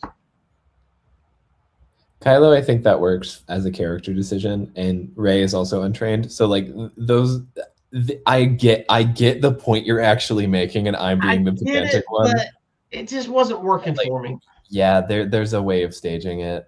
I really liked those movies, with the exception of the last one, because of course, oh my god, the last one was terrible. But like, I like Force Awakens and Last Jedi a lot, and I'm very gracious with them. They are not the same thing as the Star Wars original trilogies. There just isn't. It's not, and that's okay. But like, trying to hold it to the expectation of those originals, I think both internally and like from the audience, I think it just really hurt it on the entire output. I haven't seen any of the Star Wars animated stuff. Like I got so scared of it. I mean, I really enjoyed the Obi-Wan series on Disney Plus. I was kind of underwhelmed by that one. I liked the Sith woman that they introduced, Reva. The girl who played Leia. Yeah. They should have made another series with her immediately, because now she's going to be all grown up. They should have immediately made a series. She was awesome. I really liked that kid. I mean, there's a lot of Leia life. I don't think I've seen Alderaan at all. What? Oh, dang, on my birthday. Because I'm gracious to the Star Wars sequels, the first two only. What do y'all think of this? Is a front cover and back cover for the Marvel version of Spider-Man Superman. Nev. I just hope we get a decent story. Well, here's one of the other covers. I like that cover. That's Mark Bagley. They got a few of the other ones in here too. Let me see what all we got. I don't think she's blinked since I put her in this. I don't think she has either. It's almost like she just went limp. Like maybe he'll put me down here in a second. There's that one. Oh, no, That's a cool really cover. cool cover. And then there's this one for you, Aaron. I nice. don't I really that like one. Gwen that much. I do like Kara that much. I know you do. Cool cover. Peach Momoko Kara makes me happy. Is that her Woman of Tomorrow costume with the belt? Yep. Love. Thank you, Peach. As if for some reason they let Eric Larson do a cover. Okay, I like the concept though. I remember Cyborg Spider-Man. Yeah, I don't know why they let that happen. I remember Cyborg Superman more. Oh, John and Miles. That's cute. I don't like that suit for John though. Is Mighty Thor in that book? Or I don't want them to make a promise that they can't cash in.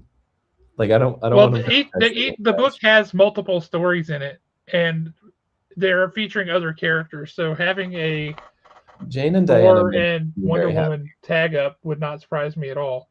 I need Jane and Diana to be friends. I need that story. That makes me happy.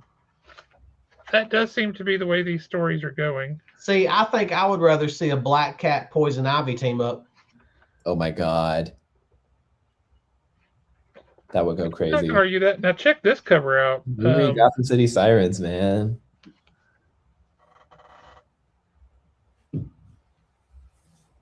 Look at everything going on there. Oh my god. It is a little busy, and it seems awfully 90s-ish too. Oh, Lex Luthor and Doc Ock. Oh my god. That would be so good.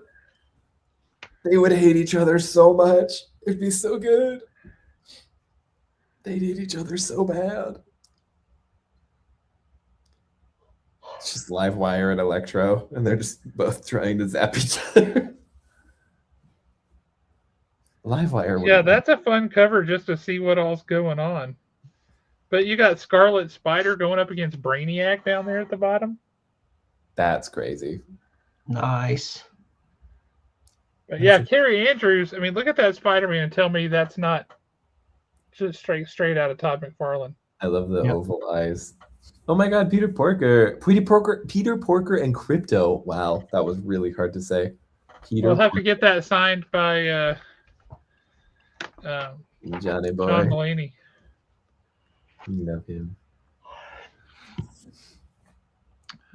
Before we go, we have to go back and address one of Nate's other questions here. Why is this not letting me scroll up? Was this after I got kicked off the show? No, this is well before that. It's this first one here. Oh my god. Yes. I saw that so low res the first few times that I saw people talk about the Sentinel and my brain was like, where was the Sentinel? I did not see the Sentinel. And it's because I had like this little like 240p tiny little video of it. And I didn't see that there's a living Sentinel like walking behind him. It's very cool. What's the important thing? Is it not that? No, it's talking about Cyclops taking his visor off and it being awesome. That's what he's talking about. Oh, that is. I enjoyed the show, but I did not think the show was great. I didn't think that Burns' She-Hulk was great. I didn't. I really mean, like Burns. I wasn't in the right place for it when I was a kid. Like, she looked hot, and I loved that. That was awesome. But I wasn't prepared for a goofy camp book. I wanted it to be like 80s, 90s superhero. Let's tell serious stories and be awesome. I have not seen that. Looks really good. I'm excited. That one looks I have a love-hate relationship with Sam Raimi. Interesting. I loved Armies of Darkness. I loved the first Spider-Man movie. I hated him doing Doctor Strange. I hated Drag Me to Hell. I don't know. He either works for me or he doesn't work for me. I didn't get to finish my thought there, but yes, I just wasn't ready for what that book was. And Yeah. I wasn't in a place when it came out where I could just accept that. I was like, no, this is not what I want it to be. Therefore, it's terrible. It might be great, but it wasn't great for me. Um, and the show struck me as very much attuned to that kind of campy weirdness. Mm-hmm. That said, I don't think much of anybody like loved the show.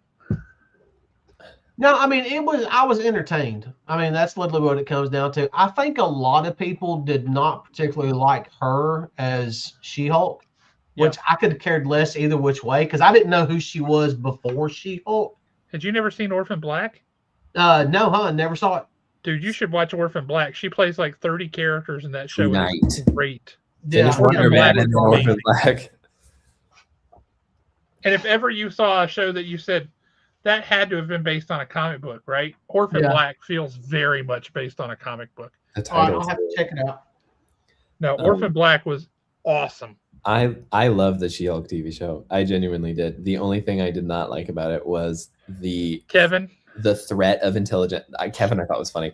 The threat of like intelligentsia as like an overarching narrative felt very confused and malicious, and I didn't really understand like what the threat was outside of like them blackmailing her, which I get that, but by the time that you get to the end of the narrative and like Todd's final stand and then the rewrite that she imposes, which I like the rewrite that she imposes, but that makes me like really confused because there's no villain through line in that show at all because of that, and that left me feeling like a little narratively underfulfilled.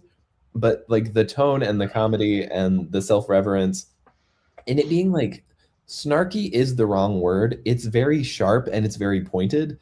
And I was able to laugh at it. And I was just like, this is great. I like this. I understand the people that this is making fun of. This is great. I really like that Porcupine is a character and they don't want him taking off his mask in like the self-help meetings because he lives in that suit and he stinks. Like, I love that kind of stuff. Like, that's just really charming and funny. Like just the handling of intelligentsia as like a villain threat, because they did kind of leave it as like Redditors, and that was kind of all they had to say. That and maybe like the comic treatment of Mr. Immortal are the only two things where I was like, I didn't like that part. The rest of it, loved vehemently. That Donnie Blaze episode with Wong is one of my favorite things. That was like one of my favorite episodes in the whole thing. That the Daredevil episode is great. The first episode is great. Like, I wanted a little more out of Titania because I think there's a lot more meat, like, narratively for her in the comics. And I also really love a character with an arch nemesis, and I never get to have that in live action stuff. I never get to have it. I want it. Please. Never even heard of it. Never once. Tell me. I will say this for She-Hulk. I enjoyed it. Mm-hmm. I didn't love it. I did enjoy it. There were things about it I loved. You just named several of them. But I've never had the slightest desire to go back and watch it again. Watch the Donnie Blaze episode. If nothing else, that one. I think that's the one. And the CGI is the best in that episode. I think I've watched WandaVision like 3 times, 4 times. Mm-hmm. I've watched Agatha All Along at least 3 times. I'll never go back and watch Captain America and Patriot or whatever. They're not Patriot. What was the first one? The very first one that they came out with. It was like the Falcon and the Winter Soldier. Falcon and Winter Soldier. It was just like this weird filler episode. I did not like it. Show, and it makes me not like it. I actually enjoyed Falcon and Winter Soldier. Yeah. I like Falcon and Winter Soldier, and that me liking that show makes me like Brave New World less, which is really unfortunate. I did not care for Brave New World either. It was okay. Like a lot of them have been okay. But Brave New World wasn't even okay. I think Dick Tracy. I cannot say his name, but the guy who does the Dune movies, Denis Villeneuve. Denis Villeneuve. Yeah. I was gonna say Matt Shackman. Okay, I like that. That sounds pretty great, Nate. This Dispatch. That's Where do I play Dispatch. this? I'm adding Yeah, it to the list. that sounds pretty great. I have to say. What a great poster. So, if you're going to do something like this, I think the very first movie that you have to play for the festival is Batman 1989. Okay. I think that you've got to start there. I think the next one you have to play is Blade. Yeah, Blade. I would say And you should start have a with. surprise pick where you play Men in Black Honestly, I think my or surprise Road to pick. Perdition. I think my surprise pick would actually be Losers. The Losers was great. Yeah, I don't know if it would be my first four movie, it'd be in the first four, but that would definitely be my surprise pick. And then Iron Man. Oh, my brain went to only superheroes. I thought you were saying Men in Black and Losers as like alternate picks, and my brain used comic book and superheroes as synonyms. Okay. Oh, Yeah. well, that was your downfall. That was my downfall because my brain was going to superheroes. Yeah, we always need you outside the box on this show, I'm Aaron. so sorry. I'm so sorry. Also, Acres of Movies, you have the best questions ever. Thank you so much. Dude, for what like you week do. in and week out. Like Yep. incredible stuff. This is great. I like want to get out a notebook. Oh God. I have to really think about this. I am gonna say Chris Reeve Superman no matter what. Like Fair. Yeah, that's fair. That's fair. But should it be Superman 1 or Superman 2? Because I like both of them, but Superman 2 takes the cake for me. 2 is better, 1 is more important. Okay, I'll give you that. That is a true statement. That was hilarious. I don't like you. Oh yeah. For this one, I would I don't know his name, but the guy who directed Free Guy with Ryan Reynolds. Oh, Sean Levy. Yeah. Who also did Deadpool and Yep. Stranger Things. Yeah. Johnny Mnemonic. The Creature from the Black Lagoon. Oh, Kaylisa's got a good one. Yeah, that would be another good comic book movie to. I was thinking Scott Pilgrim. I was going to say Scott Yeah. Pilgrim. Ooh. Well, here's a question. This you just reminded me. Say Marvel says, you know what? We're gonna do a movie about our favorite superhero team from Canada. Yeah. I live up a flight. Who do That you movie will cast? make no Who do money, you but it'll cast make me in happy. that movie? Who directs that movie? Who do you cast in that movie? I mean, are we doing Alpha Flight? Yeah. I feel like you have to hire Canadian people, and I unfortunately cannot remember anyone ever from Canada except for Rachel McAdams. That's all. Almost everybody in Hollywood is actually from Canada. So many of them are from Canada. Oh no, I don't know any directors from Canada.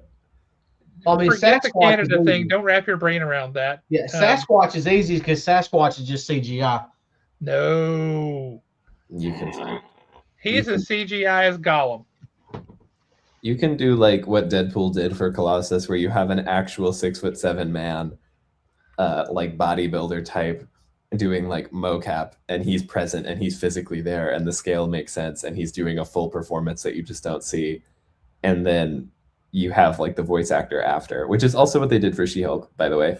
There is a real like 6'7" woman in there. I forget her name. She's awesome, but like.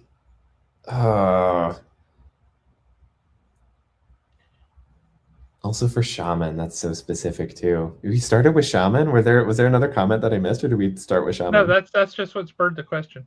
Wow. Yeah. In my brain, I want like John Belushi from like 1978 as Puck. Like if we can just get a time machine and just move him.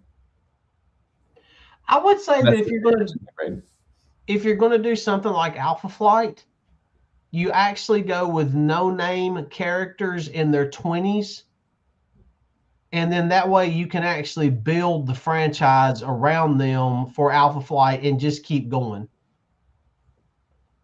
That way you're not really and truly worried if it takes you 10 years to put out 3 movies. You can actually progress them. Also, like with the Tangled casting for the Tangled live action remake that they're doing, how they got the girl that played Raven from Titans to play Rapunzel, and like the boy that's done only Disney Channel movies to play Flynn Rider. Great. Love. Yeah, but he's also done a lot on Broadway. Oh, that's right. He is in Little Shop. You're right. Yeah. You're hitting. These are all timers. I'm in a tomb for a year and I'm going to be safe and there's food and a toilet and food. But what movies do I watch to take place outdoors? Oh, that's like as like a surrogate for going outside. What? Well, I think you definitely go with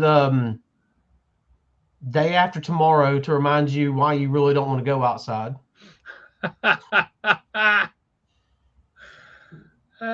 My brain said movie wilderness, Stand By Me. That was my brain in that. Those were the synapses in order. A lot of Anne of Green Gables takes place outside, and it's nice you see lots of different things. You see Prince Edward Island from the beaches, you see the woods, you see fields, lakes. There's a lot of nature there, and it's all pleasant. Princess Bride. To remind you why you don't want to go into swamps. No, that's just why I want to go outside. Actually, I don't get a hero. I pay off Mirror Master. I was going to also say Mirror Master. I've been reading Salvation Run, the JSA book from 2009 for no reason. And the way that book is just the rogues makes me so happy. I love the rogues. I hate the Flash. I love the rogues. $500. Yeah, Mirror Master. So many great lines from that movie that we came to say on this show. Would Doorman work on a mirror in a mirror dimension? Would that work? Mm-hmm. I don't think I even finished my festival circuit. There were too many like really good questions. Superman, Scott Pilgrim. V for Vendetta is one that came to my brain. I don't know if I that one would definitely be on the slate for festival night. That feels important. I think first 4, you definitely got to go Batman 89, Superman. I agree with you on that. Blade, I agree with, because you really got to set the tone for the night. Yeah, I don't think you start off with V for Vendetta because we're going to have people ready to start a revolution by the time we're done watching it. Yeah, save that one for last. And then we'll save that one for last. Yeah. Send them home happy. Also, I love X-Men 1. That first X-Men movie where the whole plot of the film is Magneto wants to turn a senator into goo. Huge fan. Love. That's an easy one for me. If you're asking if I want to live in that world, Iron Man. I don't want to live in Gotham. Not in that movie.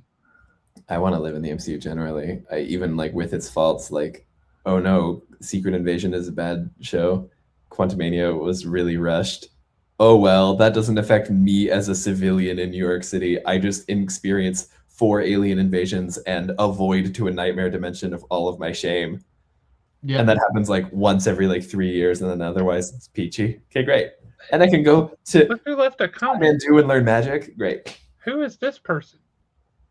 Waffle House? He shows up like at the beginning and the end. You don't know Waffle House? Now I'm looking at who left the comment. Oh, I've seen him before. Well, yes, we all know who it is. Oh, you were being quiet. Oh, I see. I'm sorry. I was like, what? Mm-hmm. Scott Pilgrim, Toronto, Canada. That's so fair. True. I want to be able to jump out of a window like painlessly and like a dove. That'd be great. Also, on the Waffle House subject, national news, participating Waffle House locations are doing Valentine's night reservations with tablecloths and a candlelit dinner and a specialty menu. Oh, they do that every year. House. See if they're doing it. They do that every year. They do. I'd go. This is the first year I've heard of it. Yeah, no, they've done it. I think they've done it every year for like the past 4 or 5 years. Love it. I love Guardians of the Galaxy. I love the middle pace, like Act 2 of that film specifically, like when the team is all together on Nowhere. It's so fun. For me, it's Captain America or Wonder Woman. Real. For me, it's probably Captain America Winter Soldier or Superman 2. I will also say that is the best part of Age of Ultron is Act 2. I really like if you're gonna do this, just cast Alfre Woodard.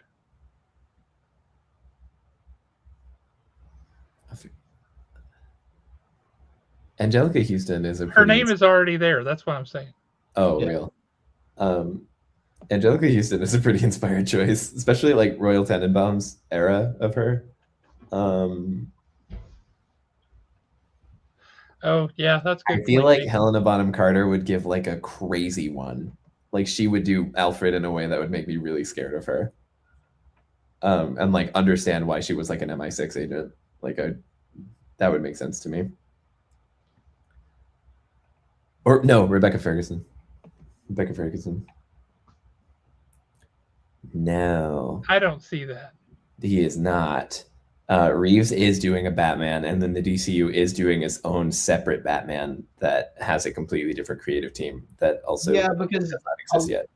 A lot of people, Helen Mirren would be a good one. A lot of people have been coming down on him because we've got pretty much no Batman news. Oh, wait, DC already has a Batman director. It's Andy Muschietti, who's doing the Derry series.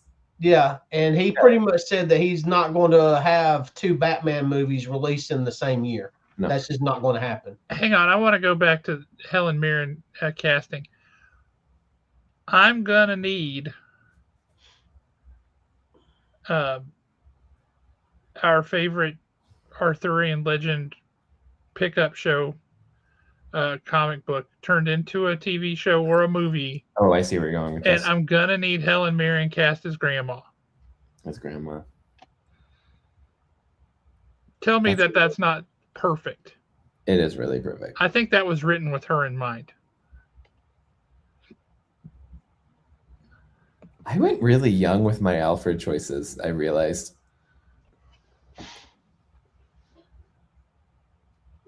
Also, James is going to be doing Superman 2 for the next year and a half. I think they would want to do a DCU Batman before then. Yeah, we're just going to wait and see what happens. I mean, there's a lot can change between now and then. I mean, hell, we hadn't even gotten a glimpse of who Batman's going to be yet. Yeah, Jeff Snyder's a coin toss kind of guy. Like he will hear something that he will also have heard out of context. Like there's a couple things that he said that have been like, oh, this was internally like a code name thing. And then he'll report it as if it's a thing that's actually happening. And it just confuses people. It's a whole situation. I think if you're going to make a movie about Harry Houdini, Timothy Chalamet would make a good one. Oh, good Lord, no. I don't think I know what Harry Houdini actually looked like as a man. He was black hair and skinny. He was Timothy Chalamet. I was going to say, why did his name run out of my head? The guy who plays Hulk. Ed Norton? Mark Ruffalo? Edward Norton could play anything. Yeah. But a young and skinny Mark Ruffalo would be good. But Ed Norton, dude's an amazing actor. Mm-hmm. I think Harry Houdini would play a crazy, or Ed Norton would play a crazy Houdini. I think that's my actual pick. 1920. Have you ever seen the movie Primal Fear, Aaron? He died at 52. Yes. No, I have not seen Primal Fear. Put it on your list. Norton's 56 right now. Oh. Put it on your list. Primal Fear. Yep. It's Ed Norton and Richard Gere. Oh my God. He's a baby. He's a baby. Correct. And if it helps any, in the movie, his name is Aaron. Oh, I saw 28 Days Later, and then I saw what Cillian Murphy looked like at my age, and I was like, I don't need that image in my brain. Don't do that. Hated it. No. Love the movie. Hated knowing that. But Primal Fear. Don't look anything up about it at all. Just watch it. I saw Ed Norton in a prison cell. That's all I want to know. That's all you need to know. Okay, great. Holy smokes. You want to talk about an incredible actor? What an amazing actor. Oh, that was another thing with Wonder Man. When they're reading the sides for like the fake audition thing, and it's just the line delivery of the sides that are contextless and mean nothing to the viewer at all. And I'm like, that's emotionally riveting. I feel something watching that. James Cagney? Sorry, I don't think I remember who James Cagney. Honestly, I would probably go with a younger Jimmy Stewart as Bruce Banner. Oh, James Cagney. This would be such a Jekyll and Hyde kind of performance out of James Cagney. Like, yeah, that man's smirking. He has secrets. Josh, I think you muted yourself. We can't hear a word you're saying.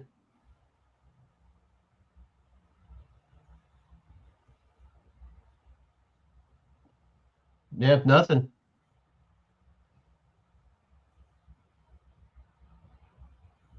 What about your volume on your earpiece?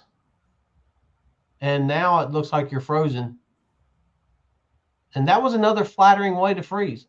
Oh, wait a minute.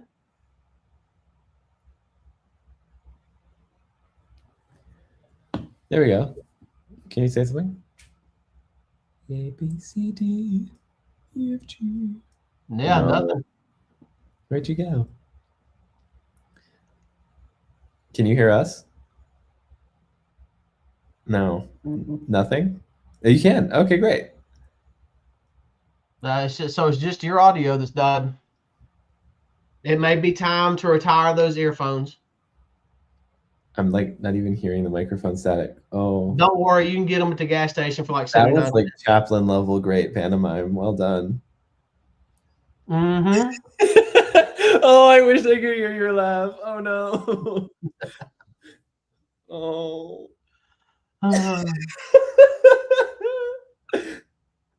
Oh no.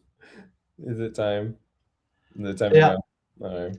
So we will, since Josh has lost all audio and he no longer has any control over what is said or what is done tonight. Yeah, he's signed off. He's frozen and signed off too. Well, let's be honest with you. Even if he had audio, he would still have no control over what is said or done tonight. So it really doesn't. I get on my soapboxes. Thank you for having me again. Yeah, we're just gonna say whatever, whenever, and all that good stuff. We will be back next week with an all-new episode because, we're too lazy to actually record episodes.